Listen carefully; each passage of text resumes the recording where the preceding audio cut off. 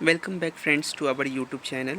और इस वीडियो में हम लोग डिस्कस करेंगे BPSC 71st prelim test series. और इसमें जो टेस्ट नंबर 9 है, इसमें मेन इकोनॉमिक्स का सेक्शनल टेस्ट था ये।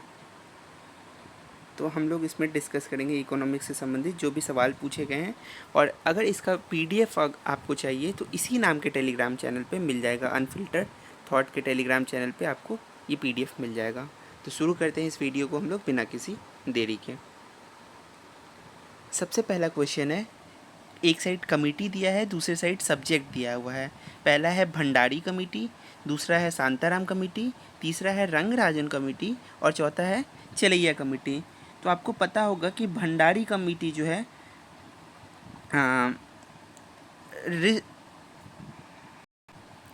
Restructuring of regional rural bank से संबंधित है।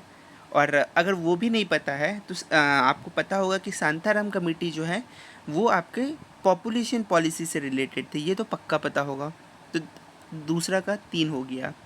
अब किसी में दिया हुआ है कि 2 का 3, ये आखिरी जो ऑप्शन है इसमें आपका दिया हुआ है, तो इसी से आपका ये आंसर ही क्रैक हो जाता है। लेकिन तब भी आपको 1 सेकंड के लिए पढ़ लेना चाहिए कि Bhandari committee restriction of regional rural bank, Shantaram committee population policy से संबंधित है, Rangarajan committee very very important balance of payment से रिलेटेड है, बहुत ही ज़्यादा इंपॉर्टेंट है। और राज चिलैया कमेटी जो है ये आपका टैक्स रिफॉर्म से रिलेटेड है। तो ये आपको पता होना चाहिए। क्वेश्चन नंबर 1 तो हमने देखा। अब मूव करते हैं हम लोग दूसरे क्वेश्चन की तरफ। दूसरा क्वेश्चन है कि पूरा providing urban amenities in rural areas, ये सवाल है। ये मॉडल जो है प्रपोज कौन किया था? तो ये जो हमारे उस समय के प्रेसिडेंट थे एपीजे अब्दुल कलाम साहब जी, उन्होंने ये मॉडल प्रपोज किया था। तो इसका आंसर ए हो जाएगा। अब तीसरा है कि which economist first calculated income scientifically in India. कौन से इकोनॉमिस्ट थे जो साइंटिफिकली इंडिया में इनकम को कैलकुलेट करते हैं? तो ये थे आपके VKR राव साहब। तो इसलिए ये आपका आंसर जो है बी हो जाएगा, ऑप्शन नंबर 2। सॉरी, ये रहा, ये नहीं होगा। अब अगला सवाल है कि आपको दिया हुआ है इकोनॉमिक ग्रोथ इंक्लूड करता है क्या क्या चीज़ को, किस किस चीज़ में अगर चेंजेस देखने को मिलता है, या फिर क्या फैक्टर है विच इंक्लूड्स इकोनॉमिक ग्रोथ। तो इसमें क्या क्या हो जाएगा? सबसे पहले नेशनल इनकम तो होगा ही होगा। इकोनॉमिक ग्रोथ में नेशनल इनकम ही देखा जाता है ना। इसके अलावा जीडीपी देखा जाएगा कि क्या आपका नेशनल इनकम है। सबसे पहले तो इसको हम लोग इरेज कर देते हैं क्योंकि बहुत हौच पौच हो गया है। सबसे पहले नेशनल इनकम देखा जाएगा कि नेशनल इनकम क्या है। इसके बाद जीडीपी देखा जाएगा, और इसके साथ ही साथ कि change in per capita income क्या है, पर कैपिटा इनकम क्या है। तो ये जो 3 फैक्टर है ये इकोनॉमिक ग्रोथ दर्शाता है। अब रेट इन कैपिटल फॉर्मेशन ये क्यों होगा, और improvement in standard of living ये थोड़ी आपका इकोनॉमिक ग्रोथ को दिखा रहा है। ये तो पर्सन का लाइफ स्टाइल में चेंज दिखा रहा है। तो पांचवा को अगर हम लोग एलिमिनेट करेंगे तो भी जो है हमारा आंसर निकल आता है। इसलिए इसका आंसर हो जाएगा 1, 2 एंड 3। अब मूव करते हैं हम लोग अगले सवाल की तरफ। अगला सवाल है मॉनेटरी कॉन्ट्रैक्शन क्या होता है। अब आपको पता होना चाहिए कि मॉनेटरी कॉन्ट्रैक्शन क्या होगा जब डिमांड जो है गुड और सर्विस का एक इकोनॉमी में डिक्रीज़ कर जाता है एज़ कम्पेयर टू सप्लाई। कि आपका डिमांड जो है कम हो गया है लेकिन सप्लाई जो है वो ठीक ठाक है। तो इसको क्या कहेंगे हम लोग? इसको कहेंगे हम लोग मॉनेटरी कॉन्ट्रैक्शन। ठीक है, तब ये कौन सा ऑप्शन में दिया हुआ है? तो ये आपका जो पहला वाला ऑप्शन में एग्जैक्ट यही डेफिनेशन लिखा हुआ है। तो इसलिए इसका आंसर जो है ए हो जाएगा। अब हम लोग मूव करते हैं अगले सवाल की तरफ। अब हमारा टारगेट होगा कि हम लोग जल्दी जल्दी सवाल को ख़त्म करें जिसमें एक्सप्लेनेशन का रिक्वायरमेंट होगा। तो इसीलिए हम लोग इतना डिटेल में नहीं जा रहे हैं क्योंकि ये टेस्ट सीरीज है और इसका एक्सप्लेनेशन आपको बस चाहिए। अब ट्विन डेफिसिट क्या होता है? ट्विन डेफिसिट वो होता है जब आपका एक फिजिकल डेफिसिट भी हो रहा है और साथ ही साथ रेवेन्यू डेफिसिट भी हो रहा है। तो ये जब दोनों डेफिसिट साथ में होता है तो इसको ट्विन डेफिसिट कहते हैं। तो इसलिए इसका आंसर हो जाएगा ए। अब हम लोग मूव करते हैं अगले सवाल की तरफ। अगला सवाल है कि which of the following policy unambiguously helps in increasing the interest rate and as a result lead to appreciation of currency। अब ये कौन सा एग्जाम्पल हो सकता है इसका? तो इसका एग्जाम्पल है कि कॉन्ट्रैक्शन, जो कॉन्ट्रैक्शनरी मॉनेटरी पॉलिसी होता है और जो एक्सपेंशनरी फिजिकल पॉलिसी होता है, एक्सपेंशनरी फिजिकल पॉलिसी, तो ये दोनों चीज़ जो है ये रिज़ल्ट है एक तरीके का एप्रिसिएशन इन करेंसी। कि अगर इन दोनों पॉलिसी को, कॉन्ट्रैक्शनरी मॉनेटरी पॉलिसी या एक्सपेंशनरी फिजिकल पॉलिसी, अगर इस दो पॉलिसी को इम्प्लीमेंट किया जाता है तो ये हेल्प करेगा इंक्रीज़ करने में इंटरेस्ट रेट को, और जिससे कि क्या होगा, करेंसी एप्रिशिएट करेगा। कॉन्ट्रैक्शनरी मॉनेटरी पॉलिसी क्या हो रहा है? जब आप जो है मतलब कि गवर्नमेंट जो है डिक्रीज़ करती है जीएनपी को। जब जीएनपी ग्रॉस नेशनल प्रोडक्ट में डिक्रीज़ होगा तो ओवरऑल क्या होगा, ओवरऑल जो करेंसी है उसका ओवर वैल्यू हो जाएगा। जब डोमेस्टिक करेंसी है उसका ओवर वैल्यू होगा, तो ये एक तरीके का क्या है, एक तरीके का एप्रिशिएट करा जा रहा है करेंसी को। तो ये आपको समझना है। अब मूव करते हैं हम लोग अगले सवाल की तरफ। अगला सवाल है कि फिलिप्स कर्व शो करता है क्या चीज़ का रिलेशन? तो आपको पता होगा कि फिलिप कर्व क्या चीज़ दिखाता है, इन्फ्लेशन दिखाता है और अनएम्प्लॉयमेंट दिखाता है, इन्फ्लेशन और अनएम्प्लॉयमेंट। कौन से ऑप्शन में दिया हुआ है? ऑप्शन नंबर सी हो जाएगा इसका सही उत्तर।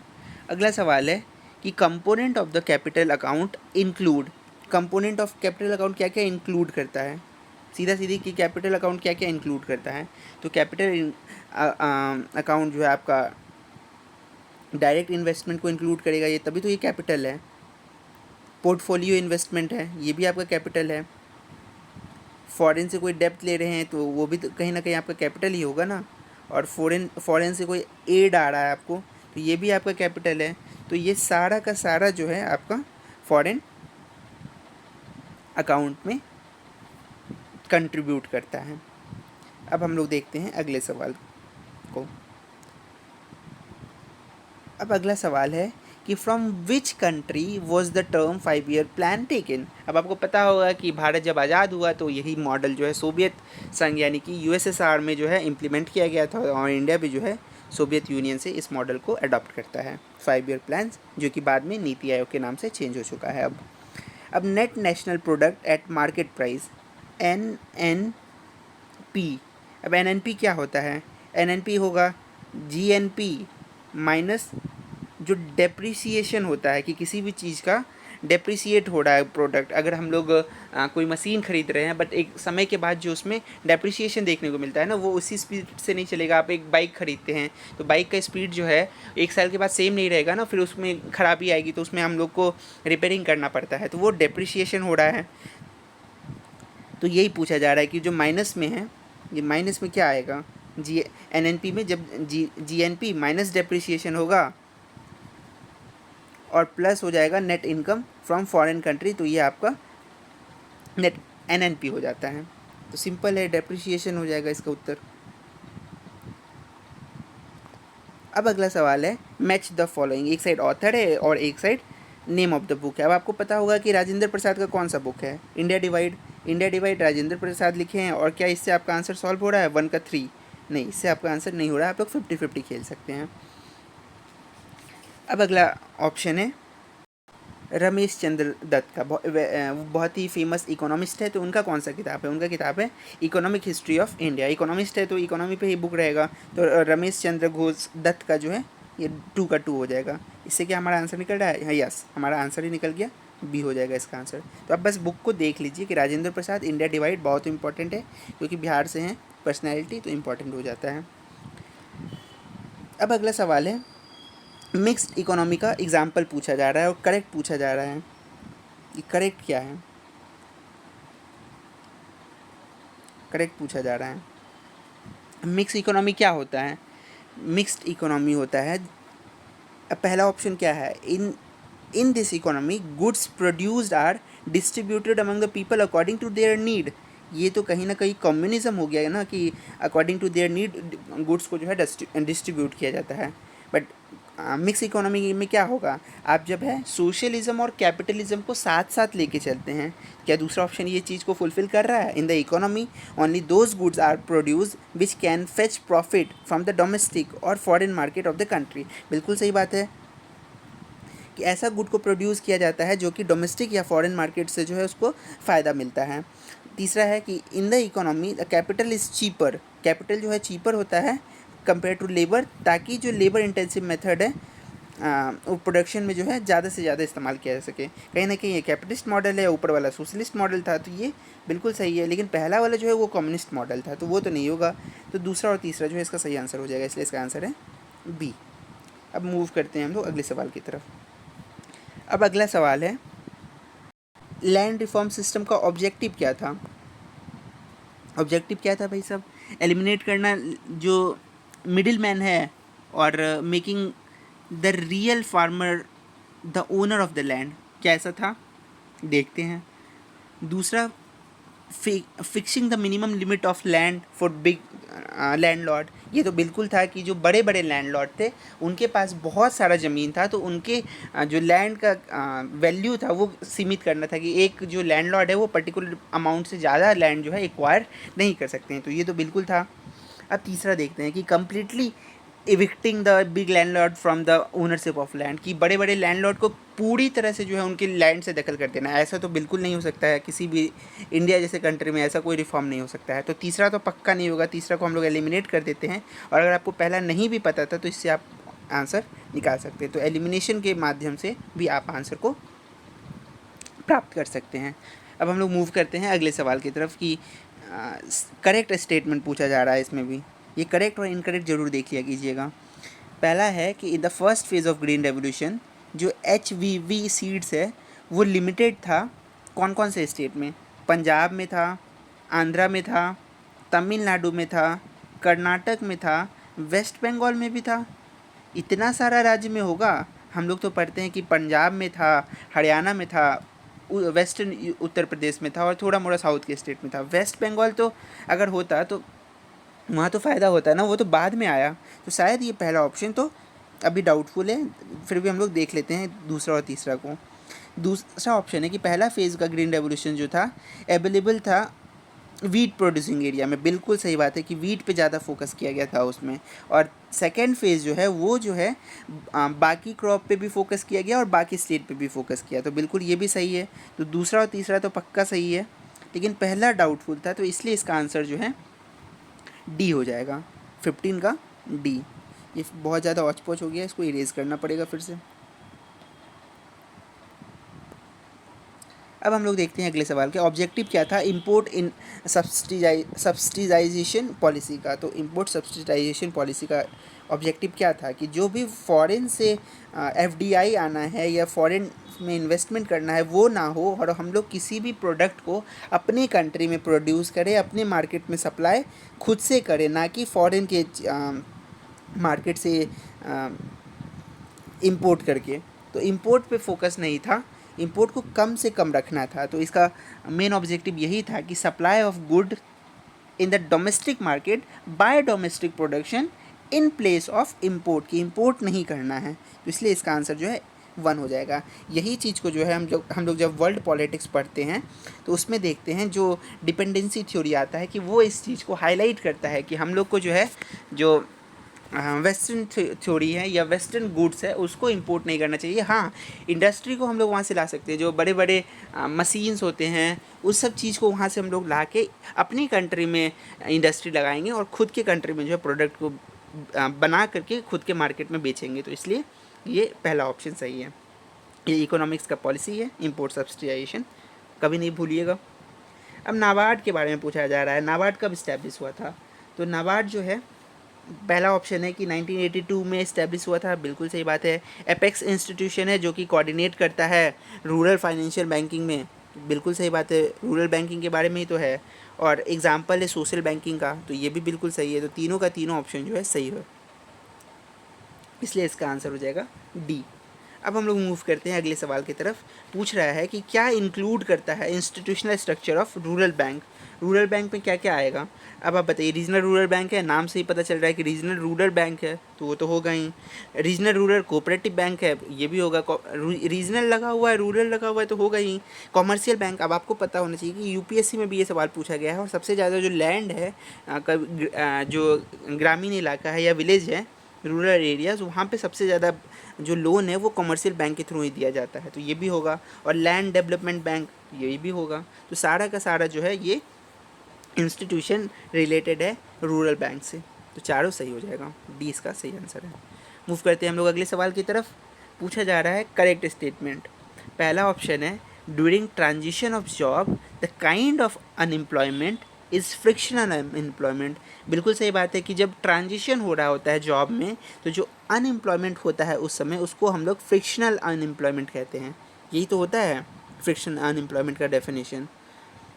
बट दूसरा क्या कह रहा है, दूसरा कह रहा है कि the unemployment prevalent in agriculture, जो एग्रीकल्चर में अनएम्प्लॉयमेंट देखने को मिलता है उसको हम लोग स्ट्रक्चरल अनएम्प्लॉयमेंट कहते हैं, नहीं उसको हम लोग डिस्गाइज्ड अनएम्प्लॉयमेंट कहते हैं, जिसको हिंदी में प्रच्छन्न बेरोजगारी कहते हैं। कि एक परिवार में दो लोग जो है एग्रीकल्चर में काम कर रहे होते हैं, लेकिन फैमिली में अगर 5 मेंबर है तो 3 लोग जो हैं बस किसी न किसी तरीके से या तो खेत में ही बैठे हैं या वो कुछ नहीं काम कर रहे हैं, तो इसको प्रच्छन्न बेरोजगारी कहते हैं। कि 5 लोग भले ही उस खेत में काम कर रहे हैं, लेकिन रिक्वायरमेंट जो था उस खेत में काम करने का 2 ही लोग का था, तो 3 लोग तो एक तरीके से बेरोजगार हैं, वो कुछ कर नहीं रहे हैं, उनको दूसरा काम करेंगे तो वहाँ पे वो ज़्यादा पैसा अर्न कर सकते हैं। तो ये एग्रीकल्चर में देखने को मिलता है, तो दूसरा ऑप्शन तो पक्का गलत है, तो इसलिए इसका आंसर हो जाएगा 1 ओनली। अब हम लोग मूव करते हैं अगले सवाल की तरफ। क्वेश्चन नंबर 20 पूछा जा रहा है कि नेशनल इनकम क्या चीज़ को डिनोट करता है। तो नेशनल इनकम क्या होता है। अब नेशनल इनकम का फॉर्मूला है जीएनपी। अभी हम लोग कुछ समय पहले देखे थे एनएनपी का, उसमें भी डेप्रिशिएट कर रहे थे। तो जीएनपी में जब हम लोग माइनस करेंगे डेप्रिशिएशन और ऐड कर देंगे जो भी इनडायरेक्ट टैक्सेस है और जो भी आपका सब्सिडी है, नेट सब्सिडी, सब्सिडी भी नहीं नेट सब्सिडी, तो ये डेप्रिसिएशन जो आप टैक्स दे रहे हैं, जो आपको सब्सिडी मिल रहा है, ये तीनों को अगर माइनस कर देंगे जीएनपी में, ग्रॉस नेशनल प्रोडक्ट में, तो ये आपका नेशनल इनकम हो जाएगा। क्यों ऐसा होता है, क्योंकि जो डेप्रिशिएट हो रहा है वो तो काउंट नहीं होगा ना, तो उसको माइनस करना होगा। जो टैक्स दिया जा रहा है वो तो आपका इनकम में नहीं आ रहा है, वो तो माइनस हो रहा है। जो सब्सिडी मिल रहा है वो भी आपका इनकम नहीं है, तो इसलिए वो सबको माइनस करा जाता है। तो इसलिए इस अकॉर्डिंग ऑप्शन नंबर सी जो है ये आपका नेशनल इनकम का डेफिनेशन हो गया। अब मूव करते हैं हम लोग अगले सवाल की तरफ। Question number 21 the most appropriate measure of economic growth क्या है। इकोनॉमिक ग्रोथ को सबसे अप्रोप्रिएट तरीके से हम लोग क्या चीज़ से नाप सकते हैं, पर कैपिटा इनकम, कि कितना आपका पर कैपिटा इनकम है, उसी बेसिस पे इकोनॉमी को नापा जाता है। अब अगला सवाल है कि which of the following is not an objective of a food management in India. Objective क्या नहीं है फूड मैनेजमेंट का। अब देखिए, डिस्ट्रीब्यूशन ऑफ फूड ग्रेन, ये तो ऑब्जेक्टिव है ही। प्रोक्योरमेंट ऑफ फूड ग्रेन, ये भी ऑब्जेक्टिव है। Maintenance of buffer stock for food grain, ये भी ऑब्जेक्टिव है। यही सब करेंगे तो फूड मैनेजमेंट होगा ना, तो तीनों का तीनों जो है ऑब्जेक्टिव है। ठीक है, अब मूव करते हैं हम लोग अगले सवाल की तरफ। इसका आंसर डी हो जाएगा। अगला सवाल है क्वेश्चन नंबर 23। एक साइड लिस्ट है, दूसरे साइड आपका ऑप्शन दिया हुआ है। अब बोला जा रहा है कि जो लैंड अलॉट होता है बिग फ्यूडल्स को, उसको क्या कहते हैं। जो बिग फ्यूडल को लैंड अलॉट होगा वो तो जागीर होता है।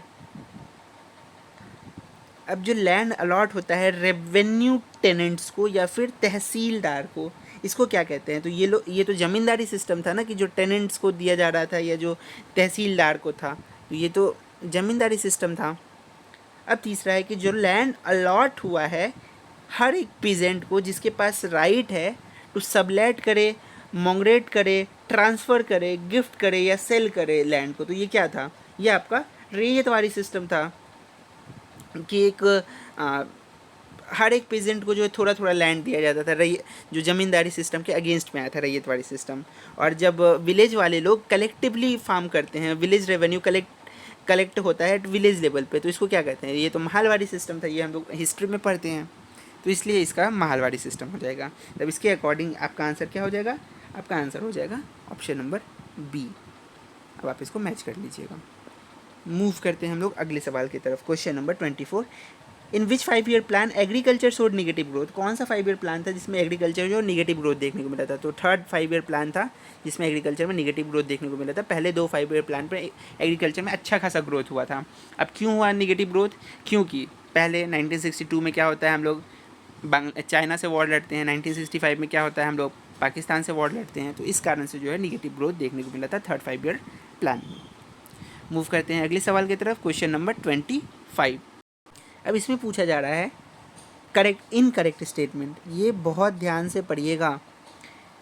Interest rate change by RBI on it's long term loan is called repo rate. ये तो बैंक रेट होता है ना, इंटरेस्ट रेट जो है चेंज होता है आरबीआई के द्वारा लॉन्ग टर्म लोन पे, लेकिन जो शॉर्ट टर्म होता है उसको कहते हैं हम लोग रेपो रेट। तो ये एकदम उल्टा लिख दिया है, तो इसीलिए जो है दोनों ऑप्शन इनकरेक्ट हैं।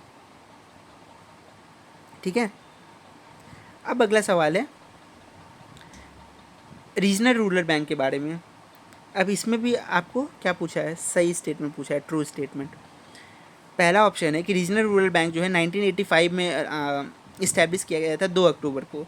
नहीं, ये 1975 में किया गया था जब इंदिरा गांधी इमरजेंसी के दौर से गुजर रही थी। तो उस समय जो है रीजनल रूरल बैंक को इस्टेब्लिश किया गया था, जिसमें कहा गया था कि सेंट्रल गवर्नमेंट का से जो है वो 50% होगा, जो स्टेट गवर्नमेंट है उसका से जो है 15% होगा, और जो कॉमर्शियल जो बैंक होते हैं, जो स्पॉन्सरिंग बैंक हैं, उनका जो शेयर होगा वो लगभग 35% होगा। तो ये ओवरऑल 100% था। तो ऑप्शन नंबर बी में यही कह रहा है कि जो आरआरबी में शेयर होता है वो सेंट्रल गवर्नमेंट का 50%, स्टेट गवर्नमेंट का 15%, और जो कमर्शियल बैंक है या स्पॉन्सर बैंक है उनका 35% होता है। बिल्कुल सही बात है। तीसरा ऑप्शन है कि 1997 में जो है इसको डिसकंटिन्यू कर दिया गया था। 1997 में नहीं, 1987 में ही इसको डिसकंटिन्यू कर दिया गया था।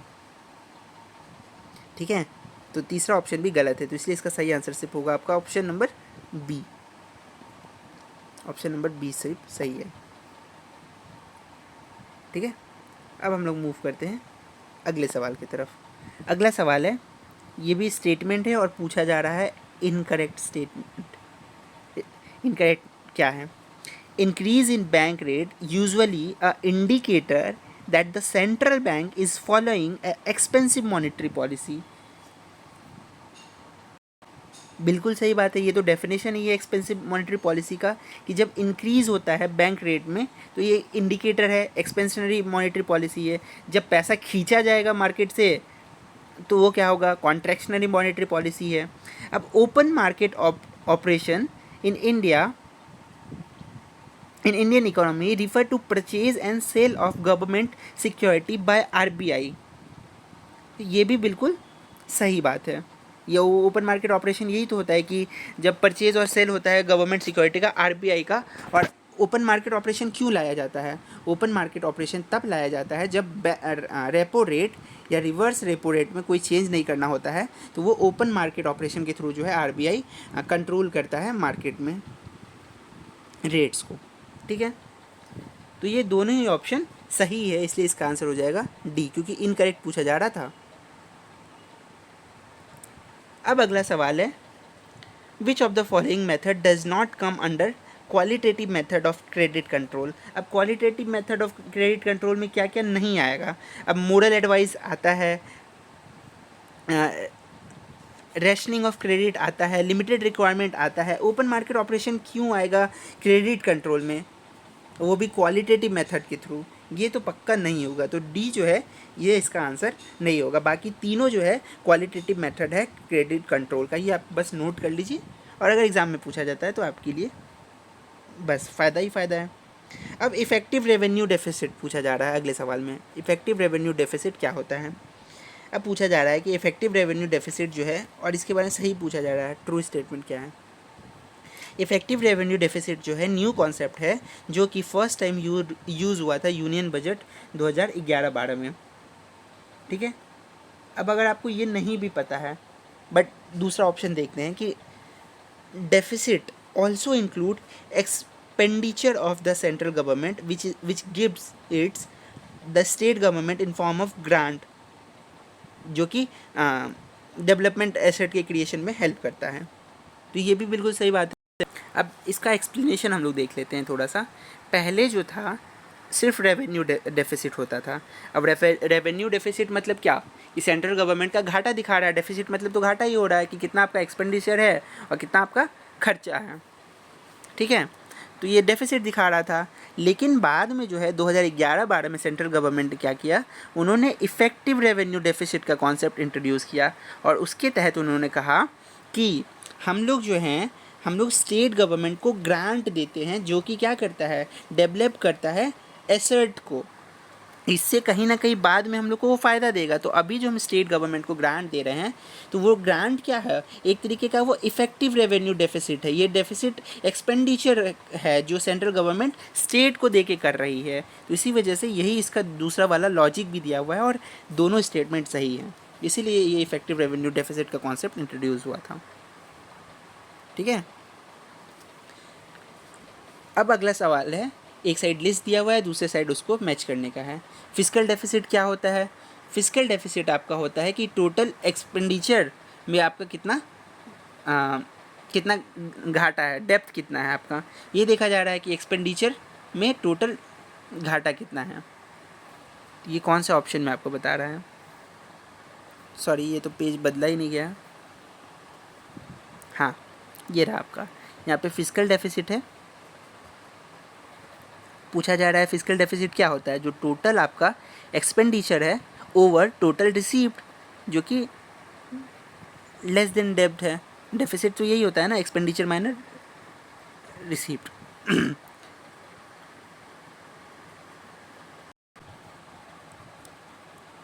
अब दूसरा है कि बजट डेफिसिट क्या होता है। बजट डेफिसिट ये होता है कि आपकी गवर्नमेंट का कितना स्पेंडिंग है। बजट डेफिसिट ये होगा कि गवर्नमेंट का कितना स्पेंडिंग है, जितना उनको रेवेन्यू रिसीव्ड हो रहा है उसके मामले में। तो जितना आप स्पेंड कर रहे हैं कंपेयर टू आपको रिसीप्ट मिला है, वो आपका बजट डेफिसिट है। कि बजट में आपको रेवेन्यू मिला था मान लीजिए 2 लाख करोड़ का, और आप खर्चा कर दिए हैं 3 लाख करोड़, तो ये अब बजट का डेफिसिट हो गया ना। अब रेवेन्यू डेफिसिट क्या होता है, रेवेन्यू डेफिसिट होता है जब गवर्नमेंट का एक्सपेंडिचर जो है उनके जो रिसिप्ट है उससे ज़्यादा हो जा रहा है। कि गवर्नमेंट का एक्सपेंडिचर जो है, जो रेवेन्यू का एक्सपेंडिचर है, क्योंकि रेवेन्यू से पूछा है, तो रेवेन्यू का जो एक्सपेंडिचर है वो रेवेन्यू के रिसिप्ट से ज़्यादा हो गया है। कि आपका रिसिप्ट था मान लीजिए 2 लाख करोड़ का, और खर्चा जो है 3 लाख करोड़ हो गया, तो वो रेवेन्यू डेफिसिट हो गया। और चौथा जो है ये पूछा जा रहा है आपका प्राइमरी डेफिसिट क्या होता है। तो प्राइमरी डेफिसिट ये हो गया कि जो आपका फिजिकल डेफिसिट है उसमें आप कितना लाइबिलिटी लिए हुए हैं, तो ये आपका प्राइमरी डेफिसिट हो जाता है। तो इसके अकॉर्डिंग जो है ये चारों हमने समझ लिया क्या क्या होता है, तो इसके अकॉर्डिंग इसका आंसर हो जाएगा ए। क्योंकि पहला का आर से ही हम लोग का निकल गया था, वो तो हम लोग समझने के लिए किए थे कि जितना आपका रिसिप्ट था उससे एक्सपेंडिचर ज़्यादा है। अब हम लोग मूव करते हैं अगले सवाल की तरफ। अगला सवाल है, which of the following organisation is called Bretton woods.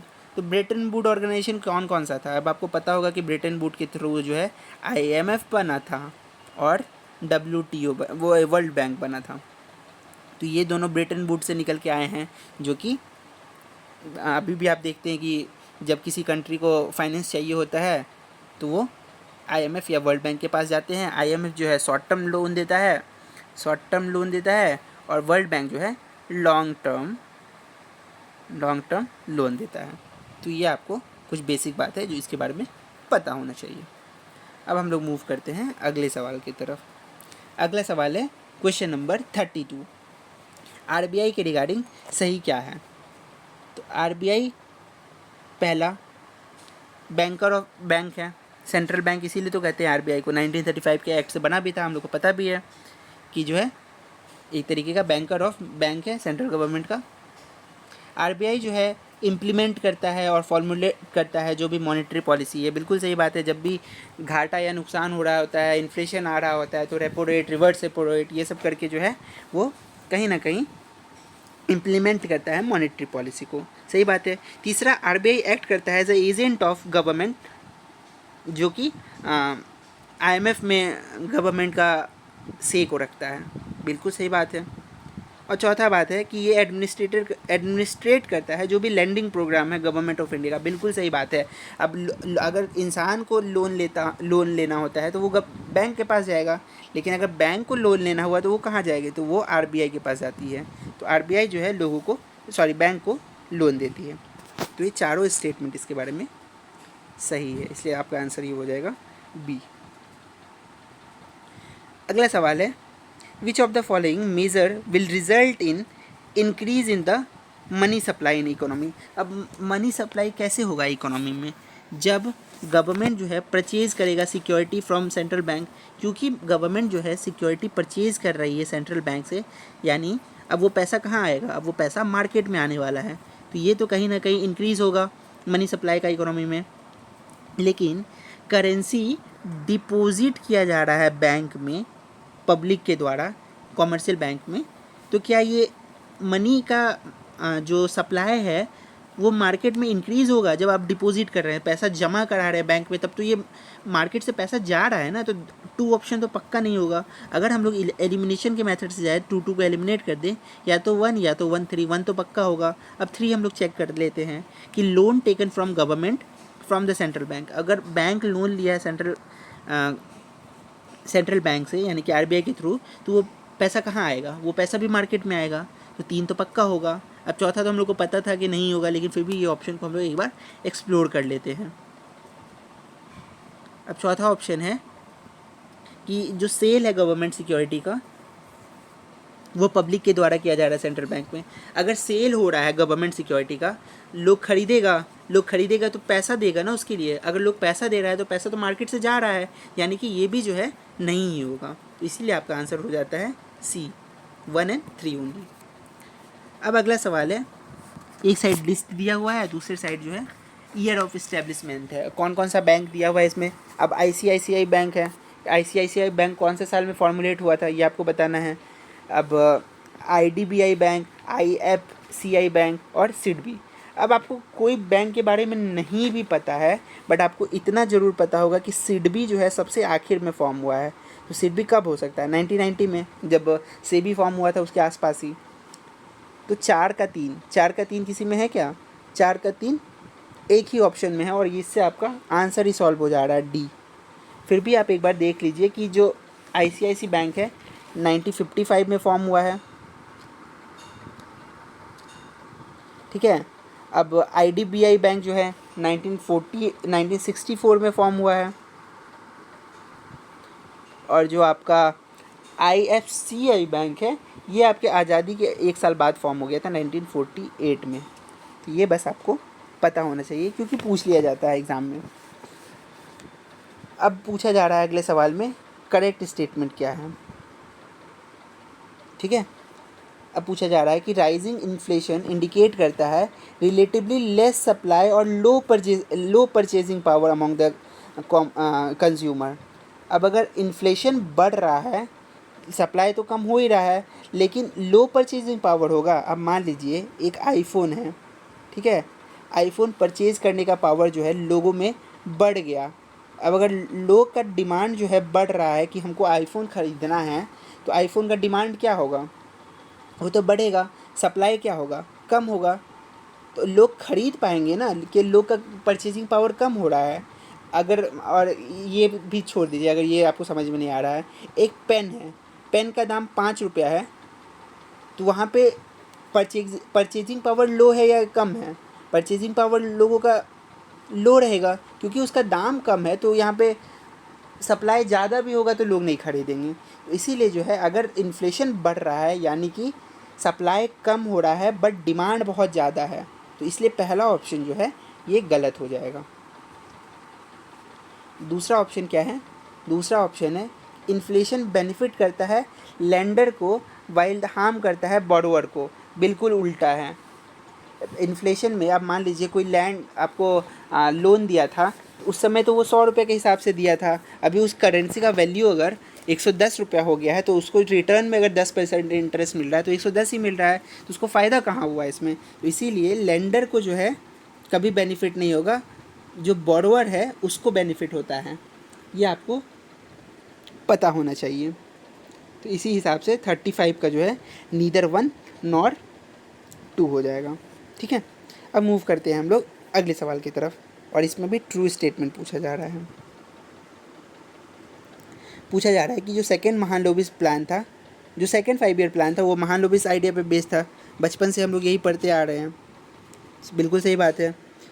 अब दिया है कि जो 8 5 ईयर प्लान है वो ऑपरेट किया था 1992 से 1997 तक।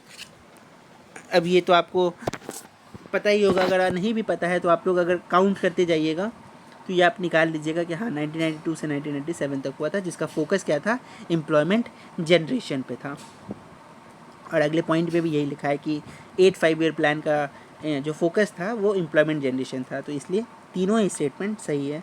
ये बस आपको रटने के लिए दिया है, आप नया इन्फॉर्मेशन जानिए, रट लीजिए। हालांकि नीति आयोग रिप्लेस कर दिया 5 ईयर प्लान का, बट बीपीएससी का कोई ठिकाना नहीं है। अगला सवाल सही स्टेटमेंट पूछा जा रहा है कि birth rate means the number of babies born in पर 1000 person in a particular period.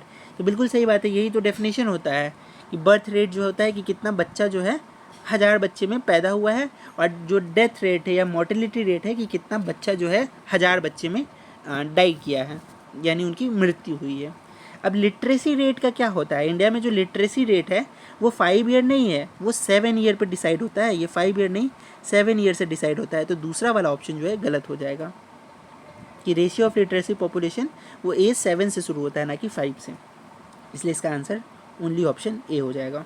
अब हम लोग देखते हैं कि डिसगाइज अनएम्प्लॉयमेंट क्या होता है। अब हम लोग सबसे पहले ही शुरू में देख लिए थे कि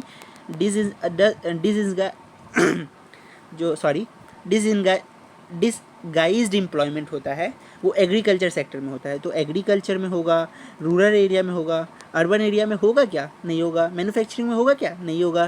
तो ओनली ऑप्शन 1 एंड 2 जो कि ऑप्शन नंबर सी में दिया हुआ है। ठीक है, अब हम लोग मूव करते हैं अगले सवाल की तरफ। क्वेश्चन नंबर 39 पूछा जा रहा है कि इनकम टैक्स से रिलेटेड क्या सही है। अब इनकम टैक्स में क्या क्या आता है। इनकम टैक्स में एक तरीके का प्रोग्रेसिव टैक्स है, सही बात है। इनकम टैक्स जो है डायरेक्ट टैक्स का एग्जांपल है, सही बात है। और जीएसटी जो है इनडायरेक्ट टैक्स है, हम लोग को पता है। लेकिन जो इनकम टैक्स है ये आर्टिकल 270 के अकॉर्डिंग, आर्टिकल 270 के अकॉर्डिंग कहा गया है कि लेविड होगा, कलेक्टेड होगा सेंट्रल गवर्नमेंट के द्वारा, ना कि स्टेट गवर्नमेंट के द्वारा। तो ये सेंट्रल गवर्नमेंट कलेक्ट करेगा, लेवी करेगा, and it will distribute with the state government.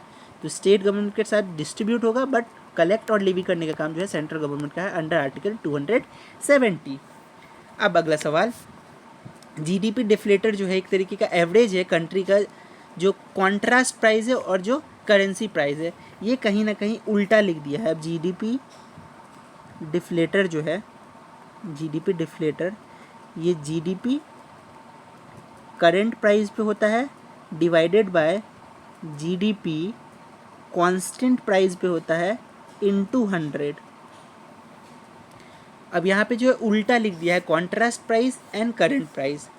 तो फिर भी आपको बस ये डेफिनेशन पता होना चाहिए। ये स्टेट क्वेश्चन थोड़ा सेटर का थोड़ा बदमाशी था। हालांकि अगर चाहता तो वो दोनों ही ऑप्शन दे देता, लेकिन जो एडिटोरिया वाले हैं उनके अकॉर्डिंग ये आंसर भी होगा। अब जो जीडीपी डिफ्लेटर है वो मेज़र करता है इन्फ्लेशन को। तो बिल्कुल सही बात है कि जीडीपी डिफ्लेटर जो है ये इन्फ्लेशन को मेज़र करता है, तो इसलिए इसका आंसर बी हो जाएगा। हालांकि आप लोग को डिफ्लेटर का फॉर्मूला पता होना चाहिए कि GDP at current price divided by GDP at constant price into 100।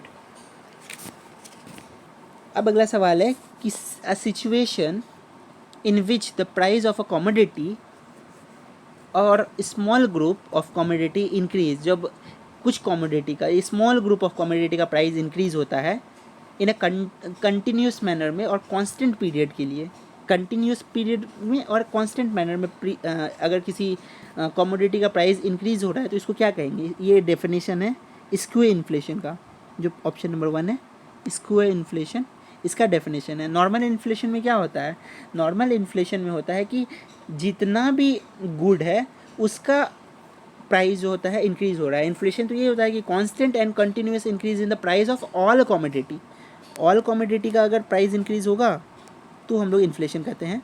But some amount of commodity ना small amount of commodity price increase होगा तो उसको जो है हम लोग स्क्रू इन्फ्लेशन कहेंगे। ठीक है, ये आपको बस पता होना चाहिए, नया टर्म है, इंपॉर्टेंट है, न्यूज़ पे रहा है। अगला सवाल है कि सिचुएशन, अच्छा ये तो हम लोग देख लिए। 42 नंबर क्वेश्चन कि करेंट अकाउंट में क्या क्या चीज़ आता है? करेंट अकाउंट में क्या क्या आएगा? बैलेंस ऑफ ट्रेड आएगा, बैलेंस ऑफ इनविजिबल आएगा, जितना भी चीज़ जो है इंपोर्ट और एक्सपोर्ट से रिलेटेड है, कि ट्रेड हो गया, जो बैलेंस ऑफ इनविजिबल हो गया, ये सब तो ट्रेड है। लेकिन फॉरेन एसेट है, ये करंट अकाउंट होगा? ये तो हमारा सेविंग अकाउंट होता है ना, ये तो नहीं होगा। कि हम लोग एसेट को क्या करते हैं? स्टोर करते हैं, तो कैपिटल, वो कैपिटल हुआ हमारा, करंट अकाउंट थोड़ी हुआ, वो कैपिटल होता है। स्पेशल ड्राइंग राइट वो भी हम लोग का कैपिटल होता है, वो करंट अकाउंट थोड़ी होगा। तो ऑप्शन नंबर 1 एंड 3 जो है इसका सही आंसर हो जाएगा, बी। अगला सवाल है, पूछा जा रहा है एग्रीकल्चर एग्रीमेंट से संबंधित है कि reference to subsidy box under WTO agriculture agreement. अब ये यूपीएससी लेवल का सवाल है, हालांकि बीपीएससी में अगर मन उसका हुआ तो पूछ लिया, हार्ड क्वेश्चन है, नहीं भी आता है कोई दिक्कत नहीं है। बट ग्रीन बॉक्स जो होता है आपको पता होना चाहिए कि ग्रीन बॉक्स संबंधित होता है कि आपको जो है लो ट्रेड डिस्टॉर्ट किया जाएगा, कि आपको कम से कम डिस्टॉर्ट किया जाएगा, और जो ख़रीदने वाला होगा वो बोलेगा ठीक है भैया आप जो है आप बस दे दो। क्यों? क्योंकि इन्वायरमेंट को नुकसान नहीं पहुंचाना है, तो आप अगर इसमें ज़्यादा पैसा भी ले रहे हो तो इसमें कोई दिक्कत नहीं है। ठीक है, तो इसमें जो है मिनिमल या फिर कोई भी ट्रेड डिस्टॉर्ट नहीं होता है। लेकिन ऑप्शन में क्या दिया है? हाई ट्रेड डिस्टॉर्ट दिया हुआ है, तो इसलिए पहला ऑप्शन गलत हो जाएगा। ये कहीं ना कहीं सस्टेनेबल जो एग्रीकल्चर प्रैक्टिस है उसको दिखा रहा होता है, तो पहला तो पक्का गलत है। अब ये जो दूसरा ऑप्शन में दिया हुआ है कि हाई ट्रेड डिस्टॉर्ट होगा, ये एम्बर बॉक्स का डेफिनेशन है, तो ये डेफिनेशन है आपको बस पता होना चाहिए। अब ब्लू बॉक्स में क्या होता है कि लिंक होता है, प्रोडक्शन जो है लिमिटेड प्रोग्राम का होगा और एग्जेम्प्ट किया जाएगा फ्रॉम डिडक्शन ऑफ कमोडिटी। तो ये बस डेफिनेशन है एम्बर बॉक्स का और ब्लू बॉक्स का। ग्रीन बॉक्स आपको पता होना चाहिए कि वहाँ पे मिनिमल या फिर कोई भी ट्रेड डिस्टॉर्ट नहीं होता है, बस इस सवाल से आपको ये पता होना चाहिए। क्वेश्चन नंबर 44 पूछा जा रहा है कि एनबीएफसी के बारे में कि क्या डिफरेंस नहीं है एनबीएफसी और नॉर्मल बैंक में। अब एनबीएफसी और एनबीएफसी जो है do not lend to the sector like agriculture and industry. ठीक है भाई, ये हो सकता है, लेकिन मेजर डिफरेंस नहीं है बैंक में, क्योंकि एनबीएफसी भी लोन जो है एग्रीकल्चर में देता है, इंडस्ट्री में देता है। एनबीएफसी जो है do not fund rise directly, fund भी राइज करता है वो लोग डायरेक्टली, लेकिन NBFC do not allow the depositor withdraw money from the account. बिल्कुल सही बात है कि एनबीएफसी जो है अलाउ नहीं करता है डिपोजिटर को कि आप जो है पैसा को विड्रॉ करें अकाउंट से। ये बहुत सही बात है, एक पर्टिकुलर फिक्स अमाउंट है और एक पीरियड ऑफ टाइम के बाद ही जो है आप ये पैसा निकाल सकते हैं। और चौथा ऑप्शन है कि NBFC do not regulated by the RBI. नहीं, आरबीआई के द्वारा भी जो है इसको रेगुलेट किया जा सकता है। ऑल दो एनबीएफसी सेकेंड कैटेगरी का फाइनेंशियल इंस्टीट्यूशन है, तो उनका रेगुलेशन भी आरबीआई करेगा, बट अलग तरीके से। तो इसलिए इसका ऑप्शन जो है सी हो जाएगा कि एनबीएफसी से आप विड्रॉ नहीं कर सकते हैं मनी को। ये डिफरेंस है नॉर्मल बैंक और एनबीएफसी में। अगला सवाल है 45 number, national income of a country is equal to which of the following. National income किस चीज़ के बराबर होगा? Net national product at factor cost, ये आपका हो जाएगा, जहाँ पे आप क्या चीज़ को सब्ट्रैक्ट कर रहे हैं?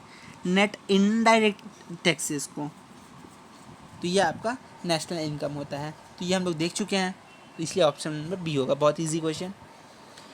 अगला सवाल है कि initiative the use which of the following initiative the use of national income aggregate to assess the direction of growth of economy. ये कौन बोला था कि जो नेशनल इनकम एग्रीगेट है उससे हम लोग direction of growth of economy जो है असेस कर सकते हैं। तो ये जो है एडम स्मिथ तो होंगे नहीं, किन्स तो होंगे नहीं, तो वेलफेयर इकोनॉमी का बात करते हैं। तो ये एक आपके नए थिंकर हैं, तो आपको बस पता होना चाहिए, एग्ज़ाम में ऐसा क्वेश्चन आने से रहा।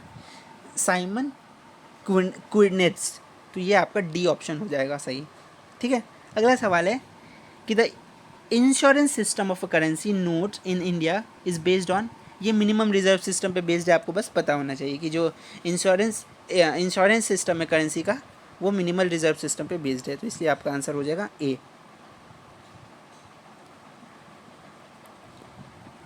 अगला सवाल है correct statement. Continuous planning was propose by the Gunnar Myrdal in his book Asian drama. इतना डेप्थ में बीपीएससी नहीं जाएगा, बस अगर आपको पता है तो पता है, सही बात है। जो कंटिन्यूस प्लानिंग का सिस्टम था वो गुन्नर मिंड्रल के द्वारा एशियन बुक ड्रामा उनका बुक था उसमें प्रपोज किए थे। और credit of implementing continuous planning in India goes to Janata Party और डीटी लखतावाला।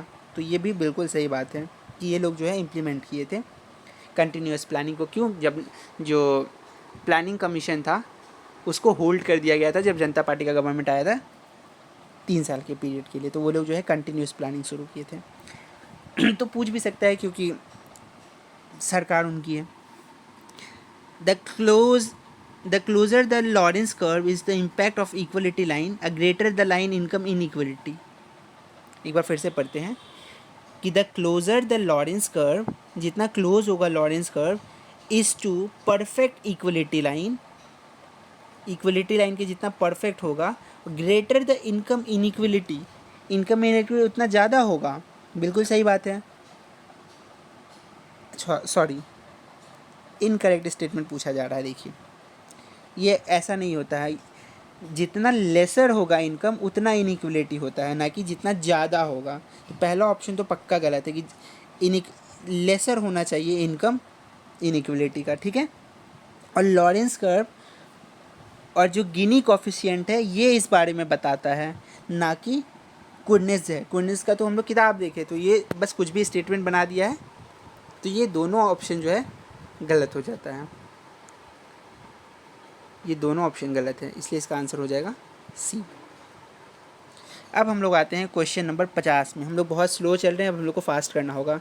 अब पूछा जा रहा है कि नरेगा जो है मनरेगा कब बनाया गया। देखिए आपको शुरू में नरेगा लिखा है, अगर आप सही से क्वेश्चन नहीं पढ़िएगा तो आप मिस्टेक कर सकते हैं कि नरेगा तो ठीक है 2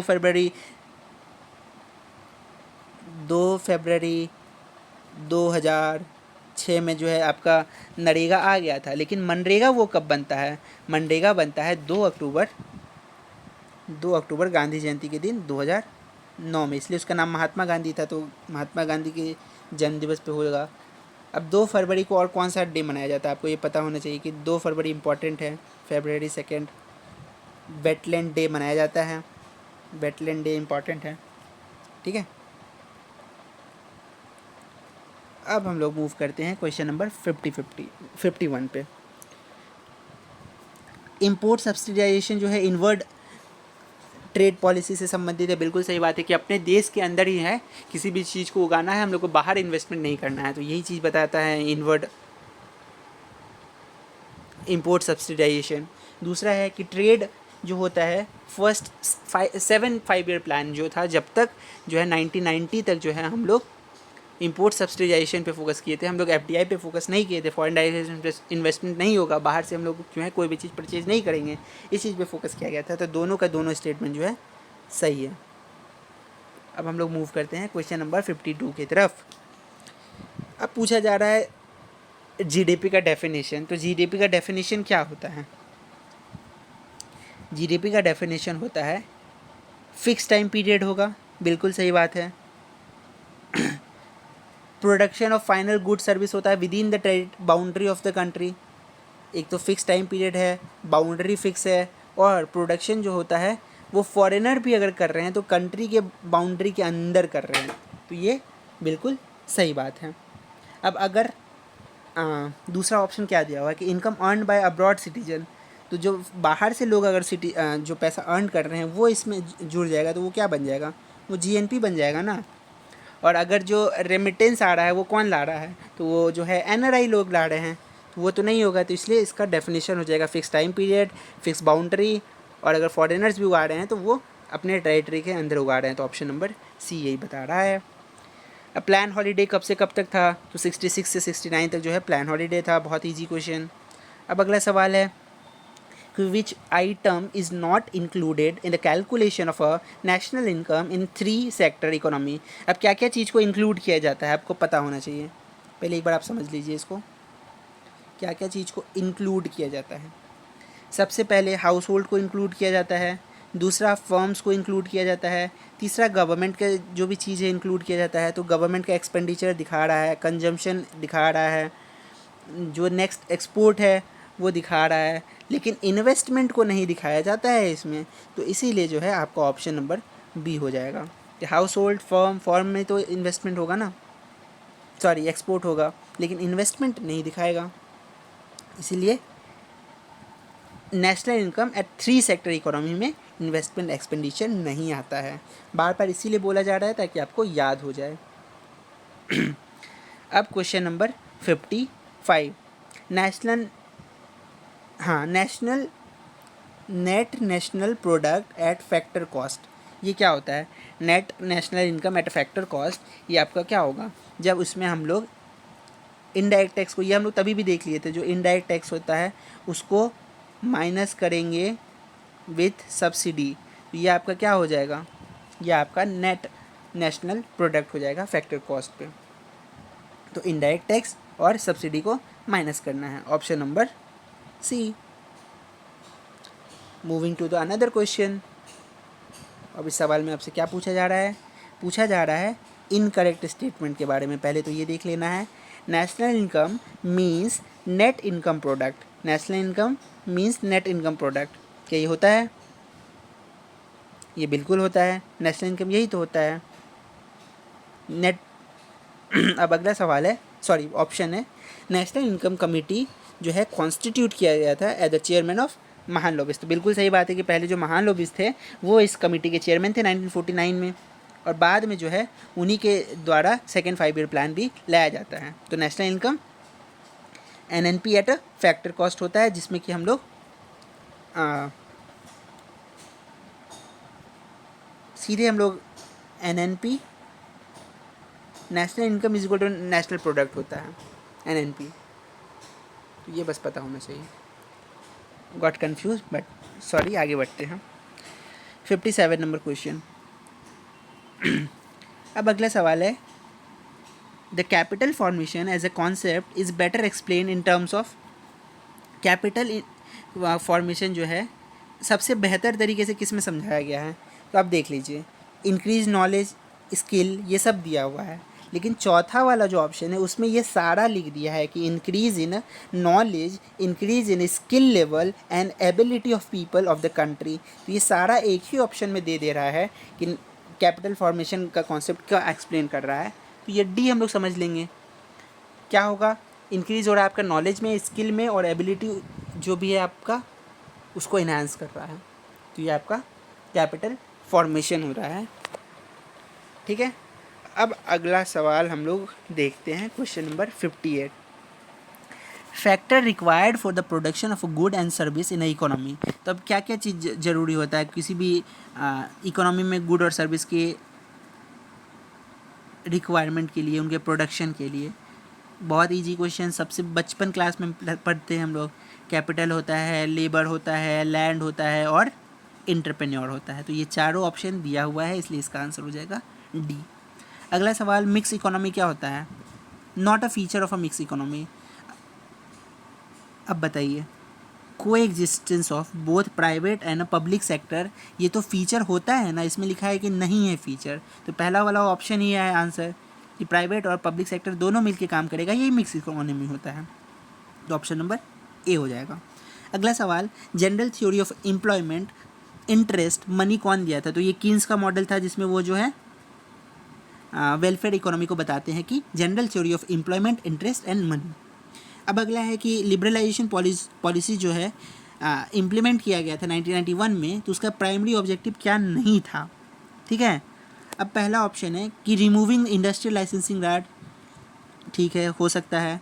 अब प्रमोटिंग इंपोर्ट सब्सिडाइजेशन पॉलिसी, ये तो ख़त्म किया गया था 1991 में, पहले 7 5 ईयर प्लान में इस पर फोकस किया गया था, लेकिन बाद में जो है इसको ख़त्म किया गया। अब जो है हम लोग लिबरलाइज किए थे अपने इकोनॉमी को, तो दूसरा ऑप्शन तो पक्का नहीं होगा, जिसका आंसर भी बी हो जाएगा। बाकी दोनों आप देख लीजिए कि प्राइवेट सेक्टर को बढ़ावा देना था, फॉरेन इन्वेस्टमेंट को बढ़ावा देना था, ये सब सही है। अब अगला सवाल है क्वेश्चन नंबर 62। अब इसमें पूछा जा रहा है कि क्या करेक्ट है फाइनेंशियल सेक्टर रिफॉर्म के बारे में, जो कि न्यू इकोनॉमी पॉलिसी 1991 के थ्रू आया था।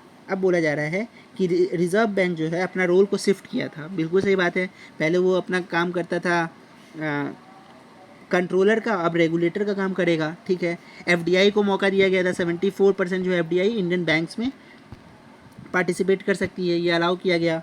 और इंटरेस्ट रेट जो है उसको ग्रेजुअली डीरेगुलेट किया गया, तो ये भी बिल्कुल सही बात है। सारा का सारा ऑप्शन जो है ये इसमें सही दिया हुआ है।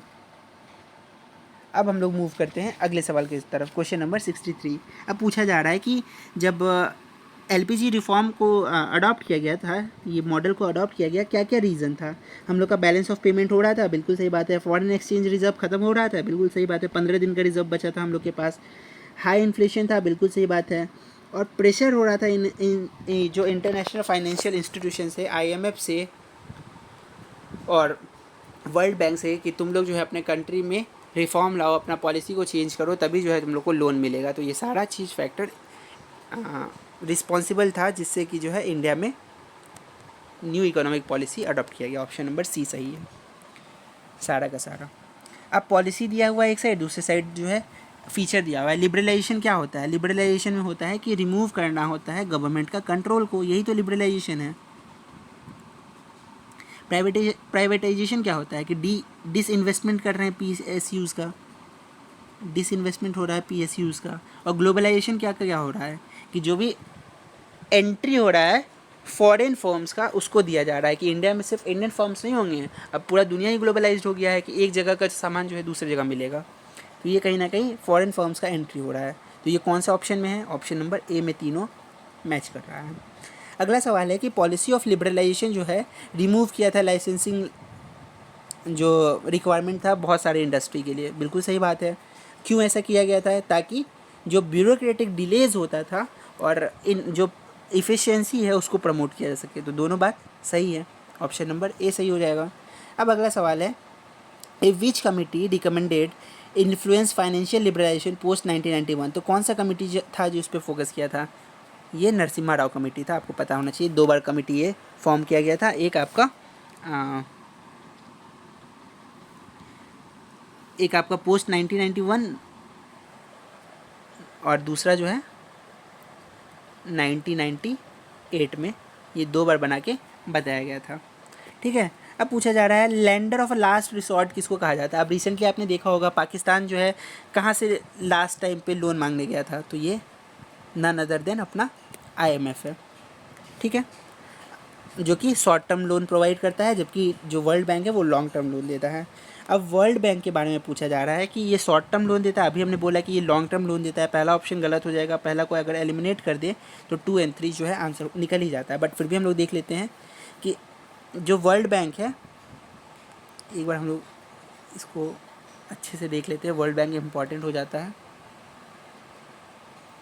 वर्ल्ड बैंक जो है कंप्राइज करता है जो आईबीआरडी है और जो आईडी है इंटरनेशनल डेवलपमेंट एसोसिएशन, ये दोनों मिलके जो है अपने आप को वर्ल्ड बैंक कहता है। अगर आईडीए नहीं भी तो है, आईबीआरडी जो है अपने आप को वर्ल्ड बैंक कहता है। ये दोनों मिलके ही वर्ल्ड बैंक बनता है और फोकस करता है किस चीज़ पे? इंफ्रास्ट्रक्चर और लॉन्ग टर्म डेवलपमेंट पे। तो ये बिल्कुल सही है, 2 और 3 इसका आंसर हो जाएगा, ऑप्शन नंबर बी। मूव करते हैं अगले सवाल की तरफ, क्वेश्चन नंबर 69। अब पूछा जा रहा है कि WTO जो है रिप्लेस किया गया था गेट के द्वारा, बिल्कुल सही बात है। कि पहले जो था गेट था, लेकिन वो एफिशिएंट नहीं रह गया था, अपने काम को सही से नहीं कर पा रहा था, तो उस चीज़ को रिजॉल्व करने के लिए जो है, जो ट्रेड डिस्प्यूट है उसको ठीक करने के लिए नया इंस्टीट्यूशन 1995 में लाया गया, WTO। तो ये बिल्कुल सही बात है, दोनों ऑप्शन सही है और एक दूसरे को एक्सप्लेन भी कर रहा है। अब अगर आप पूछा जा रहा है कि एग्रीमेंट क्या है WTO के अंदर में, अब एक बार हम लोग देखते हैं कि WTO के अंदर में क्या क्या हो सकता है। पहला है एग्रीकल्चर पे एग्रीमेंट है, बिल्कुल सही बात है। ट्रिप्स तो पार्ट ही है WTO का, कि ट्रेड रिलेटेड जो भी इंटेलेक्चुअल प्रॉपर्टी राइट का है। और general agreement on the trade and service, तो ये भी जो है हाँ पार्ट है आपका WTO का। तो सारा का सारा जो है ये तीनों पार्ट है। लेकिन Paris agreement on climate change ये WTO का क्यों होगा? ये तो यूनिसेफ का होता है ना, UN से रिलेटेड होगा, यूनिसेफ का है, सॉरी UNFCCC का है, जो पेरिस क्लाइमेट चेंज 2015 में अडॉप्ट किया गया था, जिसमें जो है हम लोग का फिक्स किया गया था कि कंट्री अपने हिसाब से सेट करे कि उनको जो है कब तक जो कार्बन फ्री होना है। तो इंडिया का टारगेट 2070 का रखा गया है। अब अगला सवाल है कि इकोनॉमिक सर्वे 2024-25 के अकॉर्डिंग जो रैंक इंडिया का कितनावा है ग्लोबल सर्विस एक्सपोर्ट में। तो ग्लोबल सर्विस एक्सपोर्ट में जो है इंडिया का रैंक दुनिया में 7वां है, ये आपको पता होना चाहिए। और कितना परसेंट इंडिया कंट्रीब्यूट करता है? तो 4.3% जो है इंडिया कंट्रीब्यूट करता है ग्लोबल सर्विस एक्सपोर्ट में, जिसमें कि IT जो है इंडिया का एक IT सेक्टर इंडिया का इम्पोर्टेंट सेक्टर है, जब प्राइमरी सेक्टर के बाद IT सेक्टर ही है। अब क्वेश्चन नंबर 72 पे आते हैं हम लोग। पूछा जा रहा है इकोनॉमिक सर्वे के अकॉर्डिंग ही कि कैपिटल एक्सपेंडिचर जो है इम्प्रूव हुआ है 21 से 24 की तुलना में, ठीक है। अब ठीक बात है कि 2021 में जो है हम लोग का 2.1 था कैपिटल और अभी जो है 3.4 के आसपास है। तो कहीं ना कहीं कैपिटल एक्सपेंडिचर जो है इम्प्रूव हुआ है, क्योंकि कोविड का टाइम था तो हम लोग को कैपिटल एक्सपेंडिचर इम्प्रूव करना ही था। इंडिया जो है दुनिया का तीसरा लार्जेस्ट एक्सपोर्टर है टेलीकॉम, कंप्यूटर, IT सर्विस का। अभी बोले कि IT में इंडिया बहुत आगे है, तो IT में थर्ड क्यों होगा? इंडिया जो है सिर्फ चाइना के बाद सेकेंड नंबर पे आता है। दूसरा ऑप्शन गलत हो गया। तीसरा जो है number of bank करप्सी resolution recent year exceeded 1000 cases. हाँ, कि जितना भी बैंक करप्सी से जो भी केसेस है इंडिया में वो बहुत अच्छे से रिजॉल्व हो रहा है। तो ये जो है 1000 से ज़्यादा केस जो है इसको रिजॉल्व कर लिया गया है। तो तीसरा ऑप्शन भी सही है। तो पहला और तीसरा ऑप्शन जो है सही हो जाएगा, 1 और 3। अगला सवाल है कि 24-25 के जो इकोनॉमिक सर्वे के अकॉर्डिंग फॉरेन एक्सचेंज रिज़र्व है इंडिया का, वो कितना है? जो फॉरेन एक्सचेंज रिज़र्व है वो इंडिया का कितना है? ये आपका है $640 बिलियन का। ये बस पता रहना चाहिए आपको कि इंडिया का फॉरेन एक्सचेंज रिज़र्व कितना है, $640 बिलियन का। फाइनेंशियल डेफिसिट कितना है इंडिया का? अगला सवाल है। इंडिया का फाइनेंशियल डेफिसिट जो है ये 5.6% के अकॉर्डिंग है। इंडिया का फाइनेंशियल डेफिसिट 5.6% है, ठीक है। अब 24-25 के अकॉर्डिंग पूछा जा रहा है कि जो GDP का ग्रोथ है वो 6.3 से लेके 6.8 रहने वाला है। तो बिल्कुल सही बात है, तभी तो इंडिया जो है आने वाले समय में जर्मनी को छोड़ के जो है दुनिया का तीसरा सबसे बड़ा इकोनॉमी बन जाएगा, क्योंकि वहाँ का ग्रोथ रेट जो है लगभग 0 to 0.1% के आसपास होने वाला है, और इंडिया का 6.3 से 6.8 तक। इंडिया का जो रिटेल इन्फ्लेशन है वो डिक्लाइन कर गया है 4.9% पे। बिल्कुल सही बात है, रिटेल इन्फ्लेशन जो है 4.9% है। आपको पता होगा कि रिटेल इन्फ्लेशन जो है वो ज़्यादा होता है कंपेयर टू होलसेल इन्फ्लेशन। तो ये दोनों स्टेटमेंट इसका सही था। अब हम लोग देखते हैं अगला सवाल, क्वेश्चन नंबर 76, जो how much percent India's growth to achieve developed India by 2047। जो मोदी जी का विजन है कि 2047 तक भारत को विकसित भारत बनाना है, तो उसके लिए इंडिया को अपना ग्रोथ रेट कितना रखना होगा? तो इंडिया का ग्रोथ रेट जो है अगर 8% की रफ्तार से चलता रहा तो 2047 तक भारत जो है विकसित भारत बन जाएगा। अगला सवाल इकोनॉमिक सर्वे के अकॉर्डिंग ही है कि total installed renewable energy power capacity India का कहाँ तक पहुँच गया है। अब आपको पता होगा कि रिसेंटली 1-2 दिन पहले न्यूज़ में था कि इंडिया का जो रिन्यूएबल एनर्जी है जो टोटल हो गया है रिन्यूएबल एनर्जी वो लगभग 50% को क्रॉस कर गया है। लगभग 500 गीगावाट का हम लोग का टारगेट था, उसको अचीव कर लिए हैं, जिसमें कि रिन्यूएबल एनर्जी से हम लोग का 50% पूर्ति होता है।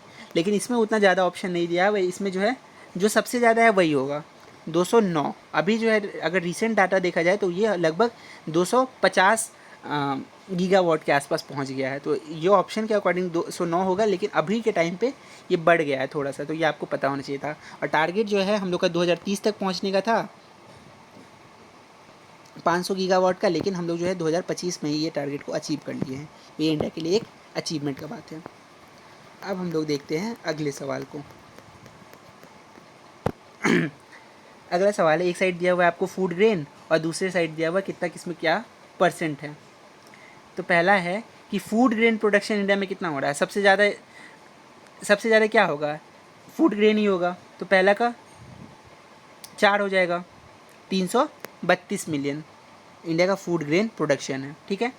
अब दूसरा है अनएम्प्लॉयमेंट रेट कितना होगा, ये तो कम होना चाहिए ना, तो अनएम्प्लॉयमेंट रेट सबसे कम। अगर यह सवाल आपको नहीं भी आता था, ऑप्शन देख देख के आप बना सकते थे, ये आपके लॉजिक पे था। सबसे कम अनएम्प्लॉयमेंट रेट ही होगा 3.2%। एग्रीकल्चर का कंट्रीब्यूशन कितना होगा जीडीपी में, फूड ग्रेन 332 है, तो एग्रीकल्चर का कंट्रीब्यूशन कितना होगा, एग्रीकल्चर का कंट्रीब्यूशन लगभग आपका 16% के आसपास है, ठीक है। एग्रीकल्चर का कंट्रीब्यूशन जीडीपी में 16% का है। और एफडीआई इनफ्लो कितना है 2025 में, तो ये लगभग आपका 55.6 बिलियन का है, ये आपको पता होना चाहिए। 55.6 बिलियन एफडीआई इनफ्लो है। तो इसके अकॉर्डिंग कौन सा ऑप्शन सही बनता है, और इसके अकॉर्डिंग जो है ऑप्शन नंबर ए सही बनता है। अगला सवाल फिर से इकोनॉमिक सर्वे से पूछा है कि रियल जीडीपी ग्रोथ जो है ये कहीं ना कहीं कंटिन्यूसली इंक्रीज़ हुआ है लास्ट 5 ईयर में। अब आपको ये नहीं भी पता है, आप लॉजिक लगाइएगा कि पिछले 5 साल में इंडिया में जो है कोविड आया है, पूरे दुनिया में जो है कहीं ना कहीं डिक्रीज़ हुआ है ग्रोथ, तो रियल ग्रोथ क्या इंक्रीज़ होगा, नहीं होगा। तो पहला ऑप्शन गलत हो जाएगा। फिजिकल डेफिसिट जो है कंटिन्यूसली इंक्रीज़ हो रहा है, नहीं, फिजिकल डेफिसिट भी एक तरीके से कांस्टेंट है इंडिया का 9% के आसपास में, ठीक है, और डिक्रीज़ ही हुआ है, तो ये दोनों जो है गलत हो जाएगा। अब अगला सवाल है कि इंडिया का सर्विस सेक्टर कितना कंट्रीब्यूट करता है जीवीए में, तो लगभग 55% का जो है जीवीए में कंट्रीब्यूट करता है हमारा सर्विस सेक्टर। तो ये आपका ऑप्शन नंबर सी हो जाएगा। ये बस डाटा है, आपको रटना है, एग्ज़ाम में यही पूछा जाता है, आपने एग्ज़ाम दिया है, आपको पता होगा। अब अगला सवाल है लाइफ इनिशिएटिव के बारे में, कि लाइफ इनिशिएटिव जो है प्रमोट करता है sustainable living with potential global saving of जितना भी यूएस डॉलर है 440 बिलियन डॉलर का। तो ठीक है, लाइफ इनिशिएटिव के लिए एक सस्टेनेबल लिविंग हम लोग बनाएंगे जिसमें कि 440 बिलियन डॉलर का ग्लोबल सेविंग करना है, सही बात है। इंडिया का जो कार्बन सिंक है वो इंक्रीज़ कर गया है 2.29 बिलियन का, बिल्कुल सही बात है। इंडिया का जो कार्बन सिंक है वो बढ़ रहा है। इंडिया का फॉसिल फ्यूल का जनरेशन कैपेसिटी 49% है। अब बताइए, आपको अगर पहला दूसरा नहीं भी पता था, लेकिन आप अगर देखिएगा कि फॉसिल फ्यूल को हम लोग कम कर रहे हैं, 50% से कम कर दिए हैं। हम लोग का जो टारगेट है ज़्यादा से ज़्यादा सोलर पावर, विंड एनर्जी, जितना भी हम लोग का रिन्यूएबल एनर्जी से हम लोग को पावर जनरेट करना है, तो ये कम होता जाएगा ना। तो ये लगभग अभी 46% के आसपास है, 49% नहीं है। तो ऑप्शन नंबर सी को एलिमिनेट करने के साथ जो है हमारा आंसर निकल जाता है 1 और 2 बिना आंसर जाने हुए भी। अगला सवाल क्वेश्चन नंबर 82। इसमें पूछा जा रहा है आपसे कि फीमेल लेबर फोर्स, बहुत इंपॉर्टेंट है, फीमेल लेबर फोर्स पार्टिसिपेशन कितना है, 41.7%। पिछले साल भी ये सवाल पूछा गया है बीपीएससी में, आपको पता होना चाहिए, ये रट लीजिए, ठीक है। क्वेश्चन नंबर 83 है। इसमें पूछा जा रहा है कि जो इन्फ्लेशन के बारे में सही सही बताना है। इन्फ्लेशन जो है सीपीआई इन्फ्लेशन कंटिन्यूसली डिक्लाइन किया रिसेंट 3 ईयर्स में, ठीक है। सीपीआई इन्फ्लेशन जो है कम हुआ है, लेकिन WPI इन्फ्लेशन जो होता है हाइयर होता है CPI इन्फ्लेशन से।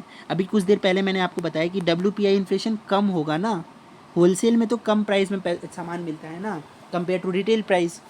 तो ये जो है दूसरा ऑप्शन आपका गलत हो जाएगा।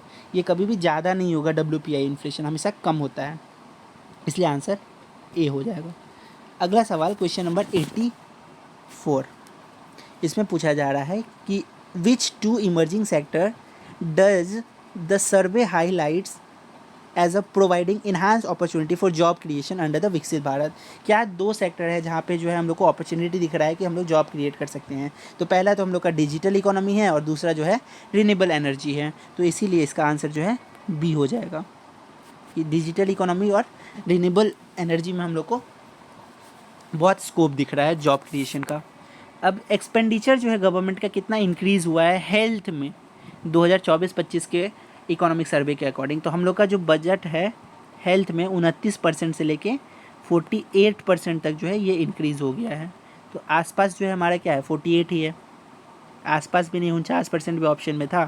तो हम लोग को एक्यूरेट पता होना चाहिए, इसलिए आंसर हो जाएगा सी। वही रेज करके फिर से लिख देते हैं, 48% है, ऑप्शन नंबर सी। अगला सवाल है कि इंडिया का जो एक्सटर्नल डेप्थ है, सॉरी जो इंडिया का एक्सपोर्ट है इकोनॉमिक सर्वे के अकॉर्डिंग वो टोटल कितना है? तो ये हम लोग का 437.1 बिलियन के अकॉर्डिंग है, ऑप्शन नंबर ए। अब इंडिया का एक्सटर्नल डेप्थ कितना है? तो डेप्थ जो है इंडिया का 19.4% है। ये रट लीजिए आप, एग्ज़ाम में आएगा ही आएगा ये सब। अब अगला है गिनी कॉफिशिएंट के अकॉर्डिंग जो है इनइक्वलिटी जो रहता है वो किस चीज़ से मेज़र किया जाता है, वो कैसे मेज़र किया जाएगा? ठीक है, देखते हैं हम लोग एक बार फिर। तो ये डिक्लाइनिंग ही होगा ना कि गिनी कॉफिशिएंट के according the measure of inequality in a consumption expenditure, ये डिक्लाइन हो रहा है, इंक्रीज क्यों होगा? अब अगला सवाल है as per economic survey 2024-25 fund to provide equity funding MSME sector को कितना है? तो MSME सेक्टर को जो है लगभग 50,000 करोड़ का है, ऑप्शन नंबर ए हो जाएगा। अब अगला सवाल है कि इकोनॉमिक सर्वे के अकॉर्डिंग जो फंड प्रोवाइड करा जा रहा है सॉरी ये तो हमने देख लिया। अगला सवाल है कि निर्मला ताई जो है, निर्मला सीतारमन कितनवीं बार जो है वो बजट पेश की है? तो लगातार 8वीं बार बजट पेश की है, इसलिए ये इंपॉर्टेंट हो जाता है। अब आपको पता होना चाहिए कि सबसे ज़्यादा बार जो बजट अगर कोई पेश किया है तो none other than Morarji Desai साहब थे, और जो दूसरे सबसे ज़्यादा पेश किया है वो अपने प्रणब मुखर्जी थे, और निर्मला ताई जो है ये तीसरे नंबर पे है।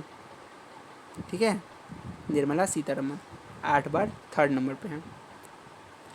अगला सवाल है 92 नंबर क्वेश्चन, इस बार का थीम क्या था बजट पेश करने का? सबका विकास, यही थीम था। या आपको लग सकता है सबका साथ सबका विकास मोदी जी बोलते रहते हैं, लेकिन नहीं, यहाँ सिर्फ सबका विकास था, ऑप्शन नंबर बी। अब विकसित भारत के अकॉर्डिंग 6 विजन है गवर्नमेंट का, तो इसमें 6 में क्या क्या चीज़ है? अब आप 6 को नोट कर लीजिए। पहला है जीरो पोवर्टी, ठीक है। दूसरा है universal access of education, universal education देना है सबको। तीसरा है हाई क्वालिटी और affordable health sector, health care देना है सबको। अब फुल एम्प्लॉयमेंट होना चाहिए, फुल एम्प्लॉयमेंट होना चाहिए स्किल के थ्रू, स्किल वाला जॉब मिलेगा लोगों को। 70% जो फार्मर का पार्टिसिपेशन है, सॉरी 70% जो है फीमेल का पार्टिसिपेशन होना चाहिए जॉब में, और फार्मर को जो है food basket of the world में लाना है कि इंडियन का जो फार्मर्स है उनको दुनिया के मार्केट से compete कराना है। तो ये सेक्टर है जो विज़न है विकसित भारत में। इसमें हंगर का कोई भी बात नहीं है अलग से, ठीक है, ये आप बस नोट कर लीजिए। अगला सवाल है कि as for union budget 25-26 which is not inclusive engine of growth. अब इंजन ऑफ ग्रोथ क्या क्या था? अब अगर इस बार का बजट देखे होंगे तो बजट पे 4 चीज़ पे फोकस किया गया था, MSME, एग्रीकल्चर, एक्सपोर्ट और इन्वेस्टमेंट। अब इसमें कहीं पे भी इंडस्ट्री पे फोकस नहीं था। तो ये 4 चीज़ आपको फोकस किया गया था। अब आप इसको देख लीजिए। अगला सवाल है कि how many areas of transformative reform highlighted by the union government union budget 2025-26। Union budget में क्या क्या चीज़ पे फोकस किया गया था? अब सबसे पहले फोकस किया गया था टैक्सेशन पे, ठीक बात है। दूसरा फोकस किया गया था फाइनेंस पे। तीसरा फोकस किया गया था पावर पे और रेगुलेटरी रिफॉर्म पे। चौथा फोकस किया गया था अर्बन डेवलपमेंट पे। इसके अलावा फोकस किया गया था जो भी माइनिंग सेक्टर है इस पे। तो ये सारा चीज़ पे फोकस किया गया था। अब आप देख लीजिए कि किस पे फोकस नहीं किया गया है। एग्रीकल्चर पे जो है 4 चीज़ इस पे हो जाता है, टैक्सेशन हो जाता है, फाइनेंस हो जाता है, पावर हो जाता है और रेगुलेटरी रिफॉर्म हो जाता है। पावर एंड रेगुलेटरी रिफॉर्म बोला था ना, ये 4 चीज़ हो जाता है। एग्रीकल्चर पे नहीं किया गया है, ठीक है। इंडस्ट्री पे नहीं किया गया है। बाकी अगर किया गया है तो क्या है, अर्बन डेवलपमेंट और माइनिंग सेक्टर, ठीक है। अब अगला सवाल हम लोग देखते हैं, टोटल बजट कितना था इस साल का, मतलब कितना लाख करोड़ का था। तो इम्पॉर्टेंट होता है क्योंकि जो बिहार का बीपीएससी एग्ज़ाम है इसमें डायरेक्ट नंबर पूछ लिया जाता है कि एग्जैक्ट अमाउंट क्या था। तो बजट जो है इस बार लगभग 50,65,345 करोड़ का था। 50-65 आपको पता होना चाहिए। एग्जैक्ट अगर नंबर जानना है तो 50-65,345 करोड़ का था, ठीक है।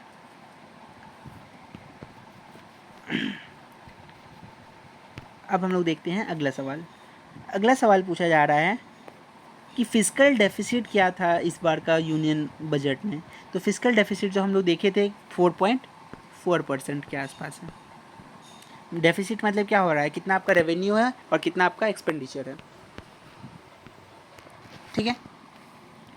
यूनियन बजट 2025-26 के अकॉर्डिंग इनकम सोर्स क्या है गवर्नमेंट का। तो गवर्नमेंट का इनकम का सोर्स क्या क्या है, अब ये आपको क्रोनोलॉजी पूछा है। अब ये एक बार आप देख लीजिए कि जो बोरोइंग्स है या लाइबिलिटी है, बोरोइंग से सबसे ज़्यादा 24% आ रहा है। इनकम टैक्स से कितना आ रहा है, लगभग 22%, 2% का ही डिफरेंस है। जीएसटी से कितना आ रहा है, 18% के आसपास आ रहा है। कॉरपोरेट टैक्स से कितना आ रहा है, 17% के आ रहा है पास। तो ये आप बस मैच कर लीजिए, इसके अकॉर्डिंग क्या हो जाएगा, बी जो है सही आंसर हो जाएगा। सबसे ज़्यादा बोरोइंग, फिर इनकम टैक्स, फिर गुड एंड सर्विस, फिर कॉरपोरेट टैक्स, ठीक है। फिस्कल डेफिसिट जो है, अब ये पूछा जा रहा है कि किस में क्या है। तो फिस्कल डेफिसिट जो है गवर्नमेंट का इस बार, ये बहुत ही ट्रिकी क्वेश्चन था, नंबर था, आपको याद रखना है, बहुत मुश्किल सवाल।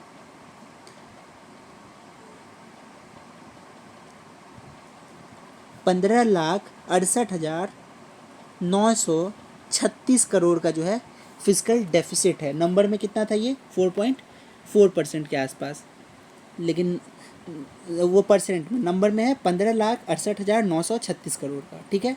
बाकी तीनों जो है वो सही है। प्राइमरी डेफिसिट 2,92,578 करोड़ का। हाई एक्सपेंडिचर जो है वो डिफेंस सेक्टर में था,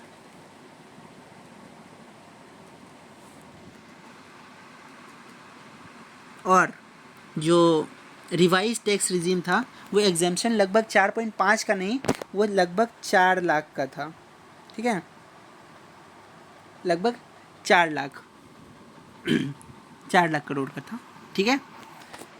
तो ये पहला और तीसरा सही है। प्राइमरी डेफिसिट 2,92,598, ये रट लेना है आपको। Fiscal deficit 15,68,936।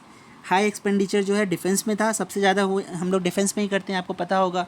एजुकेशन और हेल्थ में जो है हम लोग लगभग 1 लाख के आसपास करते हैं, जबकि डिफेंस में जो है हम लोग लगभग 4 लाख करोड़ के आसपास करते हैं। और बेसिक एग्जाम्पशन जो था वो 4 लाख से था, ठीक है। ये आपको पता होना चाहिए, तो इसलिए इसका आंसर हो जाएगा 1 and 3। सॉरी, इनकरेक्ट पूछ रहा था, तो 1 and 3 नहीं, 2 and 4 हो जाएगा, सी हो जाएगा, ठीक है। अब हम लोग मूव करते हैं 100वें नंबर क्वेश्चन की तरफ। Highest allocation to expenditure is done. Union budget में हाईएस्ट एलोकेशन किस चीज़ में किया जाता है? एक्सपेंडिचर का। तो सबसे ज़्यादा एक्सपेंडिचर जो है इंटरेस्ट पेमेंट में किया जाता है, लगभग 20% का। ये आपको बस पता होना चाहिए। एक तो गवर्नमेंट का खर्चा कहाँ से हो रहा है, गवर्नमेंट को आमदनी कहाँ से हो रहा है, ये पता होना चाहिए। बिहार का रैंक क्या था पॉपुलेशन में एज़ पर 2011 सेंसस, क्योंकि 11 के बाद तो सेंसस हुआ नहीं है। बिहार का रैंक तीसरा था after UP and Maharashtra. UP first पे था, महाराष्ट्र सेकंड पे था, तीसरे पे बिहार था, लगभग 10 करोड़ पॉपुलेशन के साथ। अब पूछा जा रहा है अगला सवाल कि 2011 के सेंसस के अकॉर्डिंग हाईएस्ट पॉपुलेशन जो डेकेडल ग्रोथ है, जो 10 साल में ग्रोथ देखने को मिलता है, तो कौन से राज्य में बिहार में सबसे ज़्यादा देखने को मिला था? तो ये रैंक आपको पता होना चाहिए। सबसे पहले मधेपुरा आएगा, मधेपुरा के बाद किशनगंज आएगा, किशनगंज के बाद जो है अररिया आएगा, और फिर जो है खगड़िया आएगा। ये 4 जगह सबसे ज़्यादा ग्रोथ देखने को मिला था। ठीक है, अगला सवाल है कि 2011 के सेंसस के अकॉर्डिंग रूरल लिटरेसी कितना थी? गाँव में जो है लिटरेसी कितना था बिहार में? तो बिहार में गांव में जो लिटरेसी था वो लगभग 59.9 या 8% के पास था, 59.8%। ये बहुत क्लोज देता है, आपको तो पता होना चाहिए। अब देखिए यहाँ पे ऑप्शन 58.9 दे दिया है, 59.2 भी दे दिया है, 58.2 भी दे दिया है, तो इसलिए 59.8 पता होना चाहिए। अगला सवाल, बिहार का पॉपुलेशन कितना था 2011 के सेंसस के अकॉर्डिंग? तो 2011 के पॉपुलेशन के सेंसस के अकॉर्डिंग जो है बिहार का पॉपुलेशन 10,40,99,452 था। ठीक है, ऑप्शन नंबर डी। ठीक है, अब अगला सवाल है, ये बहुत औच पौच हो गया है। अगला सवाल पूछा जा रहा है कि identify the incorrect statement difference to 2011 census. अब बिहार का पॉपुलेशन बता दिया है कि 10,40,99,452 था, जिसमें कि 8.6% का ग्रोथ देखने को मिला था पॉपुलेशन में पिछले साल की तुलना में। ठीक है, पॉपुलेशन डेंसिटी बता दिया बिहार का 1106 है, सही बात है, सबसे ज़्यादा होता है। सेक्स रेशियो जो है 935 नहीं 918 है बिहार में। ठीक है, तो तीसरा ऑप्शन तो पक्का गलत है, तो इसलिए सी ऑप्शन हो जाएगा। लिटरेसी रेट बिहार का कितना है? 61.8%। रूरल लिटरेसी कितना है? 59.8%। ठीक है, ये कुछ चीज़ें जो बिहार के बारे में आपको पता होनी चाहिए। अगला सवाल है, सबसे बड़ा डिस्ट्रिक्ट कौन है बिहार का? वेस्ट चंपारण है, आपको पता होगा, लगभग 5,228 किलोमीटर का एरिया है। सबसे ज़्यादा पॉपुलेशन बिहार में कहाँ पे है? तो सबसे ज़्यादा बच्चे जहाँ पे पढ़ने आएंगे, सबसे ज़्यादा लोग को काम जहाँ मिलेगा, तो पटना होगा। डिस्ट्रिक्ट वाइज सबसे ज़्यादा सेक्स रेशियो कहाँ पे है? तो गोपालगंज का सेक्स रेशियो जो है सबसे ज़्यादा है, लगभग कितना? 10:21 का। और सबसे ज़्यादा चाइल्ड सेक्स रेशियो कहाँ पे है? तो किशनगंज में। अभी हमने देखा था कि मधेपुरा के बाद सबसे ज़्यादा बच्चे कहाँ पे, लोग कहाँ पे पैदा हुए हैं पिछले 10 साल में? तो किशनगंज था। तो किशनगंज का चाइल्ड सेक्स रेशियो जो है 971 के आसपास है।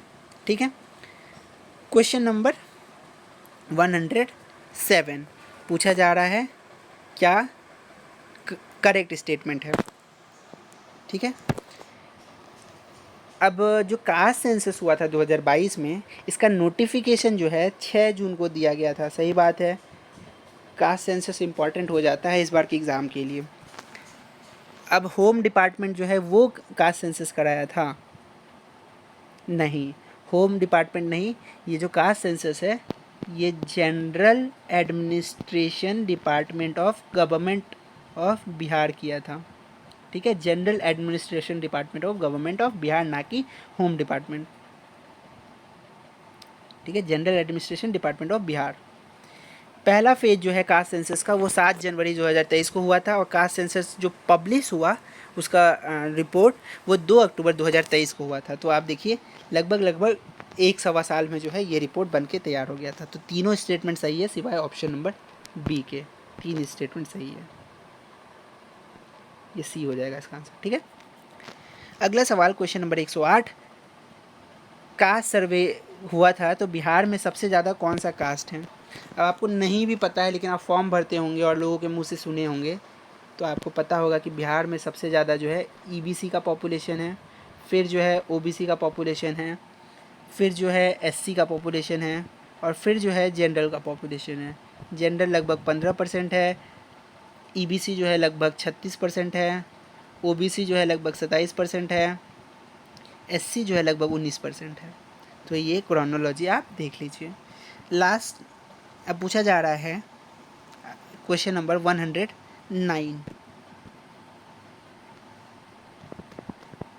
ये सब आप नोट कर लीजिएगा क्योंकि आप जब रिवीजन कीजिएगा लास्ट टाइम पे तो ये बहुत इफ़ेक्टिव होगा आपके लिए। बिहार में पूछा जा रहा है कि पॉपुलेशन वाइज क्रोनोलॉजी में अरेंज करना है, सबसे ज़्यादा सबसे कम। अब बिहार में जो है सबसे ज़्यादा हिंदू हैं, फिर जो है मुस्लिम हैं, फिर जो है क्रिश्चियन हैं, फिर बौद्ध आ जाते हैं क्योंकि बिहार लैंड ऑफ बुद्धा, फिर सिख होंगे और फिर जो है जैन होंगे। बिहार में पारसी नहीं है, ये आपको पता होना चाहिए। हिंदू लगभग 81% के आसपास है, मुस्लिम लगभग 17% के आसपास है, क्रिश्चियन लगभग 0.05% के आसपास है, बुद्धिस्ट जो है 0.085% के आसपास है, 85 के पास, और जैन जो है लगभग 0.09 के पास है। ठीक है, ये आपको बस पता होना चाहिए। अब पूछा जा रहा है कि इंडिया में पहली बार कास्ट बेस्ड सेंसस कब करवाया गया था? कास्ट बेस्ड सेंसस जो है 1931 में कराया गया था। अब कौन सा साल जो है हम लोग को निगेटिव ग्रोथ देखने को मिला था? तो 1921 में जो है निगेटिव ग्रोथ देखने को मिला था कि पहली बार जो है पॉपुलेशन बढ़ा नहीं था, कम हुआ था। क्यों? क्योंकि बहुत सारा जो है फ्लू और बीमारी सब हो गया था। साइक्लोन दाना का नाम जो है इंडिया रखा है? नहीं, साइक्लोन दाना का नाम जो है इंडिया नहीं, कतर के द्वारा रखा गया है। ठीक है, अब साइक्लोन जो है is the third cyclone in form of North India ocean region. Indian ocean region में जो था ये थर्ड ओशन आया था, ये थर्ड सुनामी था इस बार का। तो सही बात है, लेकिन ये आपको पता होना चाहिए क्योंकि दाना भले आया था यूपी और ये वेस्ट बंगाल और उड़ीसा रीजन में, लेकिन इम्पैक्ट जो है इसका बिहार में देखने को मिला था, जो ईस्टर्न रीजन है बिहार के। तो इसी वजह से ये इम्पॉर्टेंट हो जाता है कि दाना जो है कतर के द्वारा नाम रखा गया था, ना कि इंडिया के द्वारा। अब इसमें भी करेक्ट पूछा जा रहा है। ठीक है, अब पूछा जा रहा है कि जो ग्लोबल हंगर इंडेक्स है 2024 में वो 18.3% के साथ जो है मीडियम कैटेगरी में इंडिया को रखता है। तो ठीक है, इंडिया का रैंक जो है मीडियम कैटेगरी में था। अब ये रिलीज़ कौन करता है? तो यूएन के द्वारा किया जाता है?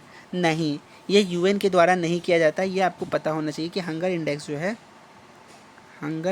जो है दो कंट्री, एक आयरिश कंट्री का एक एजेंसी है कंसर्न वर्ल्ड वाइड, और एक जर्मन ऑर्गेनाइजेशन है वेल्थ हंगर लाइफ, इसके द्वारा जो है ये निकाला जाता है, जिसके अकॉर्डिंग इंडिया का रैंक जो है 105th पे था ओवरऑल दुनिया में 127 कंट्री में। 127 में 105वां रैंक इंडिया को दिया गया था। ठीक है, अब इसमें बताया गया आपको क्या, तो इम्पॉर्टेंट चीज़ देख लेते हैं हम लोग इसमें क्या क्या इम्पॉर्टेंट है जो हमारे काम का है। सबसे पहले बताया गया कि जो माल न्यूट्रिशन चाइल्ड है, जिनका माल न्यूट्रिशन है बहुत ज़्यादा, वो चिल्ड्रन बिहार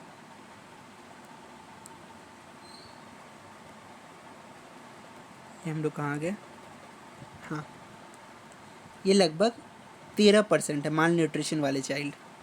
स्टंड चाइल्ड, जिनका कि हम लोग देखते हैं कि खाना वाना कुछ नहीं रहता है, लगभग 35%।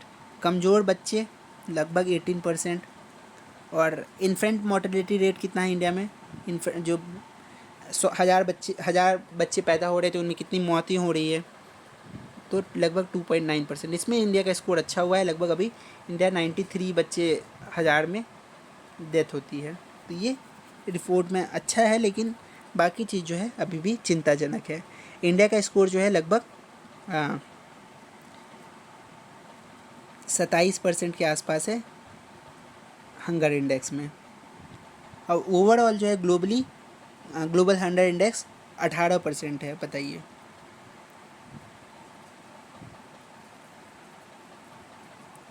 ठीक है।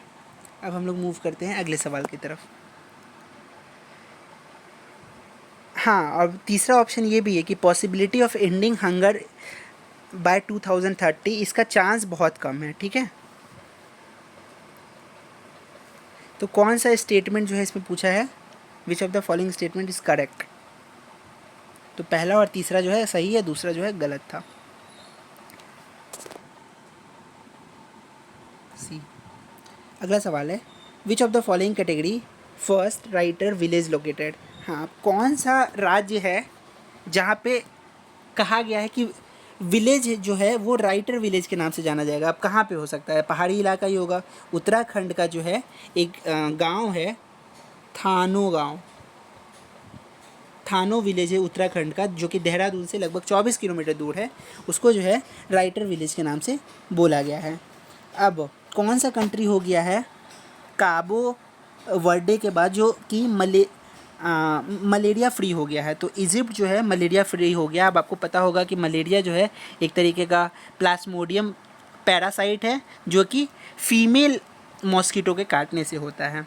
तो इजिप्ट जो है दूसरा कंट्री हो गया है 2024 में जो कि मलेरिया फ्री हो गया है आफ्टर काबो वेडो। यहाँ पे ऑप्शन में ही है वो, ठीक है।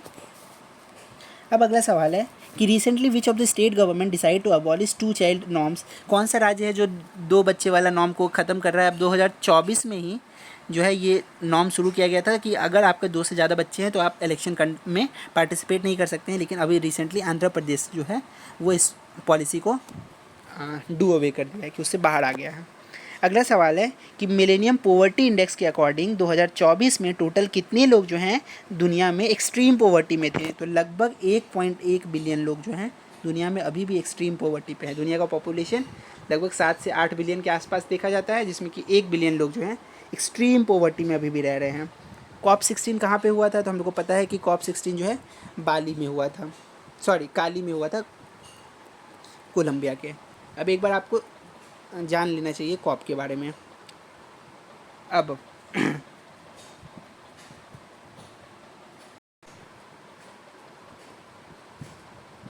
1992 में जो है अर्थ समिट होता है। अर्थ समिट में 3 कन्वेंशन निकल के आते हैं। UNFCCC जो कि अभी कुछ देर पहले हम लोग देख रहे थे। दूसरा था UNCCD और तीसरा था UNCBD। तो इसका 16 कॉप हो रहा है अभी, इसका भी 16 कॉप हुआ है अभी, इसका 29 कॉप हुआ है अभी। ऐसा क्यों, तीनों जब साथ में निकला तो क्योंकि UNFCCC जो है हर साल इसका कॉप होता है। बाकी जो UNCCD है और CBD है ये हर 2 साल पे होता है। तो UNCBD का कॉप जो है अभी काली कोलंबिया में हुआ है। CCD का कॉप जो है क्योंकि कॉम्बैक्ट डेजर्टिफिकेशन है और डेजर्ट सबसे ज़्यादा कहाँ पे हो सकता है, डेजर्ट लैंड सऊदी अरेबिया, तो सऊदी अरेबिया में हुआ है। और UNFCCC बाकू अजरबैजान में हुआ था। और इसका जो 30th कॉप है ये आपका ब्राज़ील के बेलम में होने वाला है, बहुत इंपॉर्टेंट है। अब CBD का हेडक्वार्टर कहाँ पे है, तो ये भी आप जान लीजिए कि मॉन्ट्रियल कनाडा में है इसका हेडक्वार्टर है। और इसका जो USA जो है इसका मेंबर नहीं है, ठीक है। ये कुछ चीज़ें थी जो आपको पता होनी चाहिए। अब हम लोग ये भी देख लेते हैं, इससे पहले वाला सवाल जो था कि सबसे ज़्यादा जो पोवर्टी है, जो 1.1 बिलियन लोग जो है अभी भी एक्सट्रीम पोवर्टी में रह रहे हैं। तो सबसे ज़्यादा लोग कहाँ पे एक्सट्रीम पोवर्टी में हैं, इंडिया में लगभग, क्योंकि पॉपुलेशन इतना ज़्यादा है इंडिया का, 234 मिलियन लोग अभी भी इंडिया में एक्सट्रीम पोवर्टी में हैं। 93 मिलियन लोग पाकिस्तान में हैं। फिर इथोपिया में है 86 मिलियन लोग क्योंकि गरीब जगह है। नाइजीरिया 74 मिलियन लोग और फिर कांगो में 66 मिलियन लोग। तो टॉप 5 कंट्री में इंडिया पाकिस्तान 2 एशिया से हैं, बाकी 3 जो है इथोपिया, नाइजीरिया और कांगो जो है वो तीनों अफ्रीका कंट्री हैं, ठीक है। अब हम लोग देखते हैं अगला सवाल मूनलाइट प्रोग्राम के बारे में। मूनलाइट जो प्रोग्राम है ये ESA का जो है, यूरोपियन स्पेस एजेंसी का, ठीक है, जिसमें उनका क्या कहना था कि उनका है कि हम लोग जो है डेवलप करेंगे कम्युनिकेशन और नेविगेशन इंफ्रास्ट्रक्चर मून के लिए। तो ये कौन से ऑप्शन में दिया हुआ है, ये ऑप्शन नंबर आपका सी में दिया हुआ है कि मून लाइट मिशन है तो मून के लिए होगा कि हम लोग कम्युनिकेशन और नेविगेशन इंफ्रास्ट्रक्चर मून के लिए डेवलप करने वाले हैं, ठीक है। अब अगला सवाल है, government of India recently approve किया है एक न्यू मिसाइल टेस्ट रेंज जो कि सरफेस टू एयर होगा, सरफेस एयर मिसाइल होगा, सैम होगा, और एंटी टैंक मिसाइल होगा, और टैक्टिकल मिसाइल होगा। तो इस सबको टेस्ट कहाँ से किया जाएगा? तो इस सबको टेस्ट किया जाएगा श्रीहरिकोटा आंध्र प्रदेश से। तो ये जो है गवर्नमेंट वहाँ पे अप्रूव किया है, setting up a missile test range place at Sriharikota Andhra Pradesh. Moving to the another question, 120 पे हम लोग पहुँच चुके हैं। अब पूछा जा रहा है कि लेडी जस्टिस के बारे में क्या सही है। तो आप लोग को लेडी जस्टिस के बारे में कुछ चीज़ें पता होनी चाहिए। सबसे पहले जो है लेडी जस्टिस को जो है ग्रीस से हम लोग अडॉप्ट किए हैं, ग्रीस से ये चीज़ को अडॉप्ट किया गया।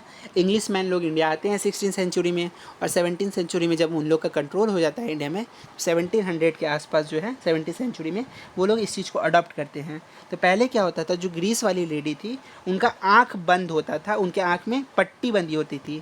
तो इंडियन गवर्नमेंट ने क्या किया रिसेंटली, उनका जो पट्टी है उसको खोल दिया गया।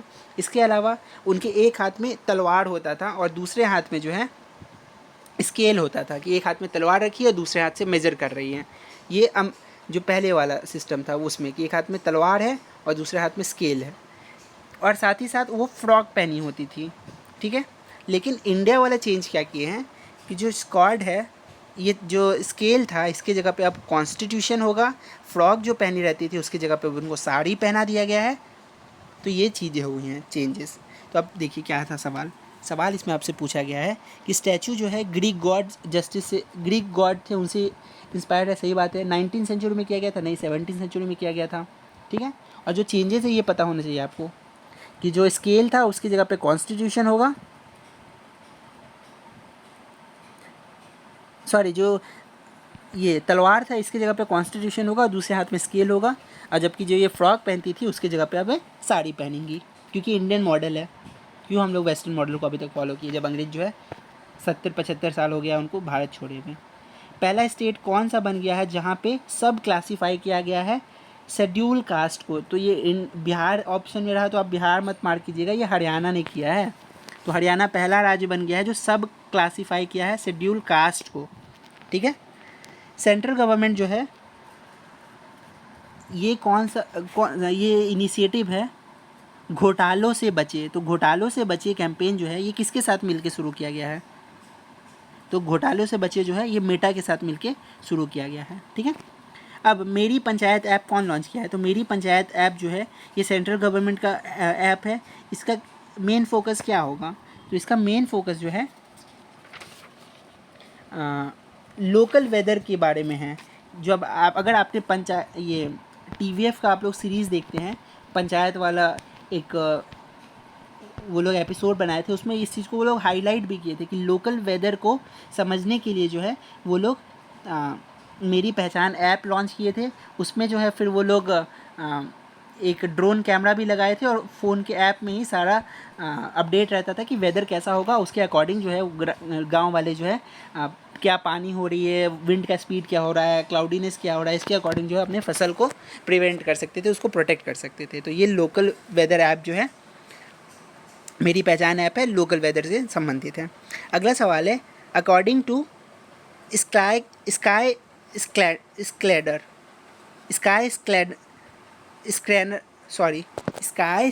स्कैनर के बारे में पूछा जा रहा है कि ट्रेवल टेंट रिपोर्ट है ये। इसके अकॉर्डिंग ये रिपोर्ट पता होनी चाहिए कि स्काई स्कैनर है। इसके अकॉर्डिंग सबसे बेस्ट ट्रेवल डेस्टिनेशन इंडिया के ट्रैवलर्स के लिए कहाँ है? तो इंडिया के ट्रैवलर्स जो है सबसे ज़्यादा पसंद करते हैं शिलोंग घूमना, जो कि मेघालय का कैपिटल भी है, ठीक है। सबसे ज़्यादा बारिश होता है, ग्रीनरी बहुत ज़्यादा है इलाका, तो टूरिस्ट को अट्रैक्ट करता है बहुत ज़्यादा। रिसेंटली मिनरल्स डिपॉजिट जो है वो डिस्कवर किए गए हैं 9 डिस्ट्रिक्ट में बिहार में। तो वो कौन कौन सा डिस्ट्रिक्ट है, कहाँ पे क्या मिनरल्स जो है वो ढूंढा गया, ये एक बार हम लोग लिस्ट देख लेते हैं। सबसे पहले नालंदा ज़िला में वाइट माइका मिला है, वाइट माइका नालंदा में। बेगूसराय आपको पता होगा ब्लैक क्ले के लिए फेमस है, ठीक है। नवादा में जो है आपको पार्शियल गोल्ड मिला है, जमुई में तो मिला ही था, अब नवादा में भी मिला है। मुंगेर में क्या मिला है? मुंगेर में बोइटाइड मिला है, ग्रेनाइट मिला है, माइका मिला है, ठीक है, क्वेज मिला है। आरा में क्या मिला है? आरा में लाइमस्टोन मिला है, बांका में ग्रेनाइट मिला है, गया बहुत इंपॉर्टेंट हो जाता है, गया में भी माइका मिला है, ये फेमस ही है। जमुई में जो है फॉल्ट पेराइन मिला है, ग्रेनाइट मिला है, क्वजाइट मिला है, और भागलपुर में कॉपर मिला है। भागलपुर गया का आपको पता होना चाहिए कि कॉपर जिंक भागलपुर में मिला है, जमुई में जो है गया में जो है माइका मिला है। लेकिन इसमें क्या ऑप्शन दिया हुआ है आपको? नालंदा वाइट माइका, अभी बताया कि सही है। आरा में जो है लाइमस्टोन मिला है, बिल्कुल सही है, लाइमस्टोन और सिलिका मिला है। जमुई में ग्रेनाइट मिला है, सही बात है। लेकिन भागलपुर में अभी क्या बताया कि कॉपर और जिंक मिला है, ना कि सिलिका मिला है, ठीक है। सिलिका तो आरा में मिला था, सिलिका और लाइमस्टोन। तो ये जो है आपका ऑप्शन डी गलत हो जाता है। ये बस आप नोट कर लीजिएगा अपने नोट्स में। अगला सवाल है कि स्पोर्ट्स मिनिस्ट्री जो है Dhyan Chandra award for life time achievement को हटा करके उसके नाम पे अब क्या रख दिया है? तो ध्यानचंद्र की जगह पे अर्जुना कर दिया गया है, arjuna life time achievement award, ठीक है। क्वेश्चन नंबर 127, नोबेल प्राइज़ जो है फिजिक्स का किसको मिला है, किस चीज़ के मिला है? तो आपको पता होना चाहिए कि आर्टिफिशियल न्यूरॉन नेटवर्क के डेवलपमेंट के लिए जो है ये नोबेल प्राइज़ मिला था, जो हॉपफील्ड थे और हिंटन थे, दोनों का नाम एच से है। हॉपफील्ड और हिंटन क्या किए हैं? आर्टिफिशियल न्यूरॉन नेटवर्क डेवलप किए हैं, आर्टिफिशियल न्यूरॉन नेटवर्क, ठीक है। तो ये आपका ऑप्शन नंबर बी हो जाएगा। मूव करते हैं हम लोग अगले सवाल की तरफ। क्वेश्चन नंबर 128, पीस का नोबेल प्राइज़ किसको मिला है? तो पीस का नोबेल प्राइज़ जो है ये निहॉन हिडेनक्यो को मिला है। ये एक तरीके का जो भी 1945 में जो अटैक हुआ था, न्यूक्लियर अटैक हुआ था जापान में, तो उसके सर्वाइवर्स को जो है कॉन्सिक्वेंस बताते हैं कि न्यूक्लियर वेपन जो है कितना खतरनाक है, कितना डिवास्टेटिंग है, and it should be eliminated from the world order, and this organisation does work for that. तो इसी वजह से निहॉन हिडेनक्यो एक ऑर्गेनाइजेशन है, इसको नोबेल पीस प्राइज़ मिला है। Okay, moving to the next question, medicine का नोबेल प्राइज़ किस चीज़ के डिस्कवरी के लिए मिला था? तो mRNA का अभी वैक्सीन कहाँ से आ जाएगा? तो ऑप्शन आपको फंसाने के लिए दिया है, हालांकि डिस्कवरी के लिए मिला है कि mRNA का डिस्कवरी और वो जो जीन एक्सप्रेशन कंट्रोल होता है उसके लिए मिला है। किसको मिला है? एम्ब्रोस एंड कैरी रुवकन को, एम्ब्रोस एंड गैरी रुवकन को मिला है डिस्कवरी ऑफ माइक्रो RNA, ठीक है। अगला सवाल है कि मुख्यमंत्री व्हीकल ड्राइवर वेलफेयर स्कीम, ये बिहार का स्कीम है कि जो CM साहब है मुख्यमंत्री वाहन चालक का कल्याण योजना शुरू की है। तो ये किसके लिए शुरू की हैं? तो ये स्कीम जो है शुरू किया गया है प्राइवेट कार ओनर्स के लिए। तो प्राइवेट कार ओनर्स है ऑप्शन नंबर बी, जो प्राइवेट कार ओनर्स हैं उनको जो है एक पर्टिकुलर यूनिक एक आइडेंटिटी दिया जाएगा, यूनिक ID कार्ड, जिसके थ्रू जो है रोड में जो है सेफ्टी मेजर्स को ज़्यादा से ज़्यादा किया जा सके और जो एक्सीडेंट होते हैं वो रोका जा सके। तो इस पर्पज़ के लिए ये किया गया है। अब अगले सवाल में ये पूछ भी लिया गया है कि which of the following is not correct with reference to मुख्यमंत्री ड्राइवर वेलफेयर स्कीम, क्या नहीं है इसका पर्पस? तो ये क्या करना है? रोड सेफ्टी और रिड्यूस एक्सीडेंट, बिल्कुल सही बात है, एक्सीडेंट को कम करना है। ये प्राइवेट कार ओनर को बेनिफिट करेगा, बिल्कुल करेगा। ये बेनिफिट करेगा कॉमर्शियल व्हीकल ड्राइवर को, उनको भी कर ही सकता है। लेकिन क्या ये इंश्योरेंस और हेल्थ फैसिलिटी के लिए है? नहीं, ये इंश्योरेंस और हेल्थ फैसिलिटी के लिए नहीं है। तो ये आपको पता होना चाहिए। अब मूव करते हैं हम लोग 132 नंबर क्वेश्चन पे। अब पूछा जा रहा है क्या सही है जो बिहार का दूसरा टाइगर रिजर्व है ये अररिया जिला में खुलने वाला है? नहीं, ये तो हम लोग काफ़ी साल से पढ़ रहे हैं कि कैमूर में जो है ये सेकंड टाइगर रिजर्व बिहार का खुलने वाला है। तो पहला ऑप्शन तो पक्का गलत हो गया। अब बचा क्या? ऑप्शन 2 तो ख़त्म हो गया। अब अप्रूवल जो है ये कौन देगा? तो ये अप्रूवल बिहार गवर्नमेंट के द्वारा दिया जाएगा। नहीं, जो ये अप्रूवल है ये NTCA के द्वारा दिया जाता है, नेशनल टाइगर कंजर्वेशन अथॉरिटी के द्वारा दिया जाता है, ना कि बिहार गवर्नमेंट के द्वारा, क्योंकि ये टाइगर तो सेंट्रल है ना टाइगर रिजर्व, ठीक है। तो दोनों ही ऑप्शन जो है गलत हो जाएगा, नीदर 1 नॉर 2। अब मुख्यमंत्री बालिका कैंसर इम्यूनाइजेशन स्कीम जो है ये कितने से कितने साल की लड़की के लिए, 13 से 16 साल? नहीं, ये जो स्कीम है ये लगभग 9 से 14 साल की बच्ची के लिए है। उनको जो है ट्रीटमेंट दिया जाएगा जो भी सर्वाइकल कैंसर से रिलेटेड है, और इसमें जो है उनको HBP ह्यूमन पाइपेरियन वैक्सीन जो है दिया जाएगा, HBP वैक्सीन दिया जाएगा, HPP वैक्सीन दिया जाएगा, ठीक है, ताकि उन लोग को जो है सर्वाइव कराया जा सके। अब हम लोग देखते हैं अगला सवाल, क्वेश्चन नंबर 134। अब ये लास्ट स्लाइड है, बस यहीं से ख़त्म हो जाएगा। नेशनल एग्रीकल्चर कोड के बारे में पूछ रहा है, इसका मेन ऑब्जेक्टिव क्या है? इसका मेन ऑब्जेक्टिव है कि प्रिपेयर करे एक एग्रीकल्चर का साइकिल, ठीक है, ताकि जो एग्रीकल्चर का ग्रोथ है, उनका प्रोडक्टिविटी है, ये बढ़ाया जा सके। क्योंकि एक फील्ड का प्रिपेयरनेस करे, उसके बाद क्रॉप का सिलेक्शन अच्छे से करे, इरिगेशन अच्छे से हो, हार्वेस्टिंग अच्छे से हो, स्टोरेज अच्छे से हो, ठीक है, और ऑर्गेनिक फार्मिंग पे फोकस करना है। तो ये एक तरीके का पूरा साइकिल पे फोकस करना है। अब अगला है भारत जेन। भारत जेन जो है आपको पता है कि इसके बारे में लिख ही दिया है कि ये एक तरीके का गवर्नमेंट फंडेड मल्टीलिंगुअल और multi modal generative AI model है, जो कि क्या भाषा से रिलेटेड है। तो ये किसके लीडरशिप में बनाया गया है? तो ये IIT मुंबई के द्वारा मिल के बनाया गया है, ठीक है, ऑप्शन नंबर डी। अब नेशनल स्पेस मिशन जो लूपेक्स है, लूपेक्स PEX, ये किसके साथ मिलके भेजा गया था? तो इंडिया, इसरो और जापान का है, ये आपको पता होना चाहिए। Easy question. पहला सुपर कैपेसिटर प्रोडक्शन फैसिलिटी कहाँ पे इस्टेब्लिश हो रहा है इंडिया का? तो सुपर कैपेसिटर प्रोडक्शन इनिशिएटिव जो है ये आपका इस्टेब्लिश हो रहा है केरला में, क्योंकि केरला ही इतना प्रोग्रेसिव राज्य है जहाँ पे जो है ये सब काम होता है। अब अगला सवाल है, इंडिया का रैंक 105 था ग्लोबल हंगर इंडेक्स में, हमने देखा था, बिल्कुल सही बात है। अब जो इंडिया में हंगर का लेवल है वो सीरियस कैटेगरी में है, तो बिल्कुल सही बात है। सबसे ज़्यादा जो पोवर्टी है इंडिया में ही है, क्योंकि पॉपुलेशन इतना ज़्यादा है। तो दोनों ही स्टेटमेंट जो है सही है, ये आप देख सकते हैं, ठीक है, दोनों सही है। क्वेश्चन नंबर 139, जो वर्टिकल हाइट है बापू टावर का, जो कि पटना में बना है गांधी जी के प्रतिमा, वो कितना फीट का है? तो वो 102 फीट का है, और ये जो है 2 अक्टूबर 2024 को जो है गांधी जयंती के अवसर पे नीतीश कुमार जी के द्वारा जो है ये इसको इनोग्रेट किया गया था, और ग्राउंड प्लस 6 फ्लोर है, इसमें लगभग 102 फीट का है, ठीक है। और बनने का कॉस्ट कितना था? तो लगभग 129 करोड़ में बना है, क्योंकि बिहार जो है पूछने में माहिर है ये सब चीज़, तो ये आपको पता होना चाहिए। अब हम लोग देखते हैं आखिरी क्वेश्चन आज का। तो बिहार का पहला फिल्म कनक्लेव जो है कहाँ पे ऑर्गेनाइज़ किया गया था? तो पहला फिल्म कनक्लेव जो है ये आपका पटना में हुआ था, ठीक है, पहली बार जो है ये पटना में हुआ था, ठीक है, जिससे कि बिहार में जो है अब फिल्म बनाने के लिए प्रमोट किया जाए। और ये इनोग्रेट किसके द्वारा किया गया था? जो डिप्टी CM हैं विजय कुमार सिन्हा जी, इनके द्वारा, ना कि CM साहब के द्वारा। तो ये भी आपको पता होना चाहिए। और ये बाकी आपका मैथ का क्वेश्चन है, ये आप अपने से देख लीजिएगा। तो हमने पूरा डिस्कस किया 150 क्वेश्चन विथ फुल डिटेल। हालांकि ये वीडियो थोड़ा बड़ा हो गया, बट सीखने को आपको बहुत कुछ मिलेगा। And thank you for watching this video.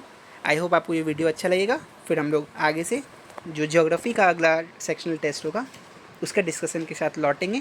तब तक पढ़ते रहिए, और इसका PDF जो है आपको इसी नाम के टेलीग्राम चैनल पे मिल जाएगा। तो तब तक के लिए thank you so much, all the best.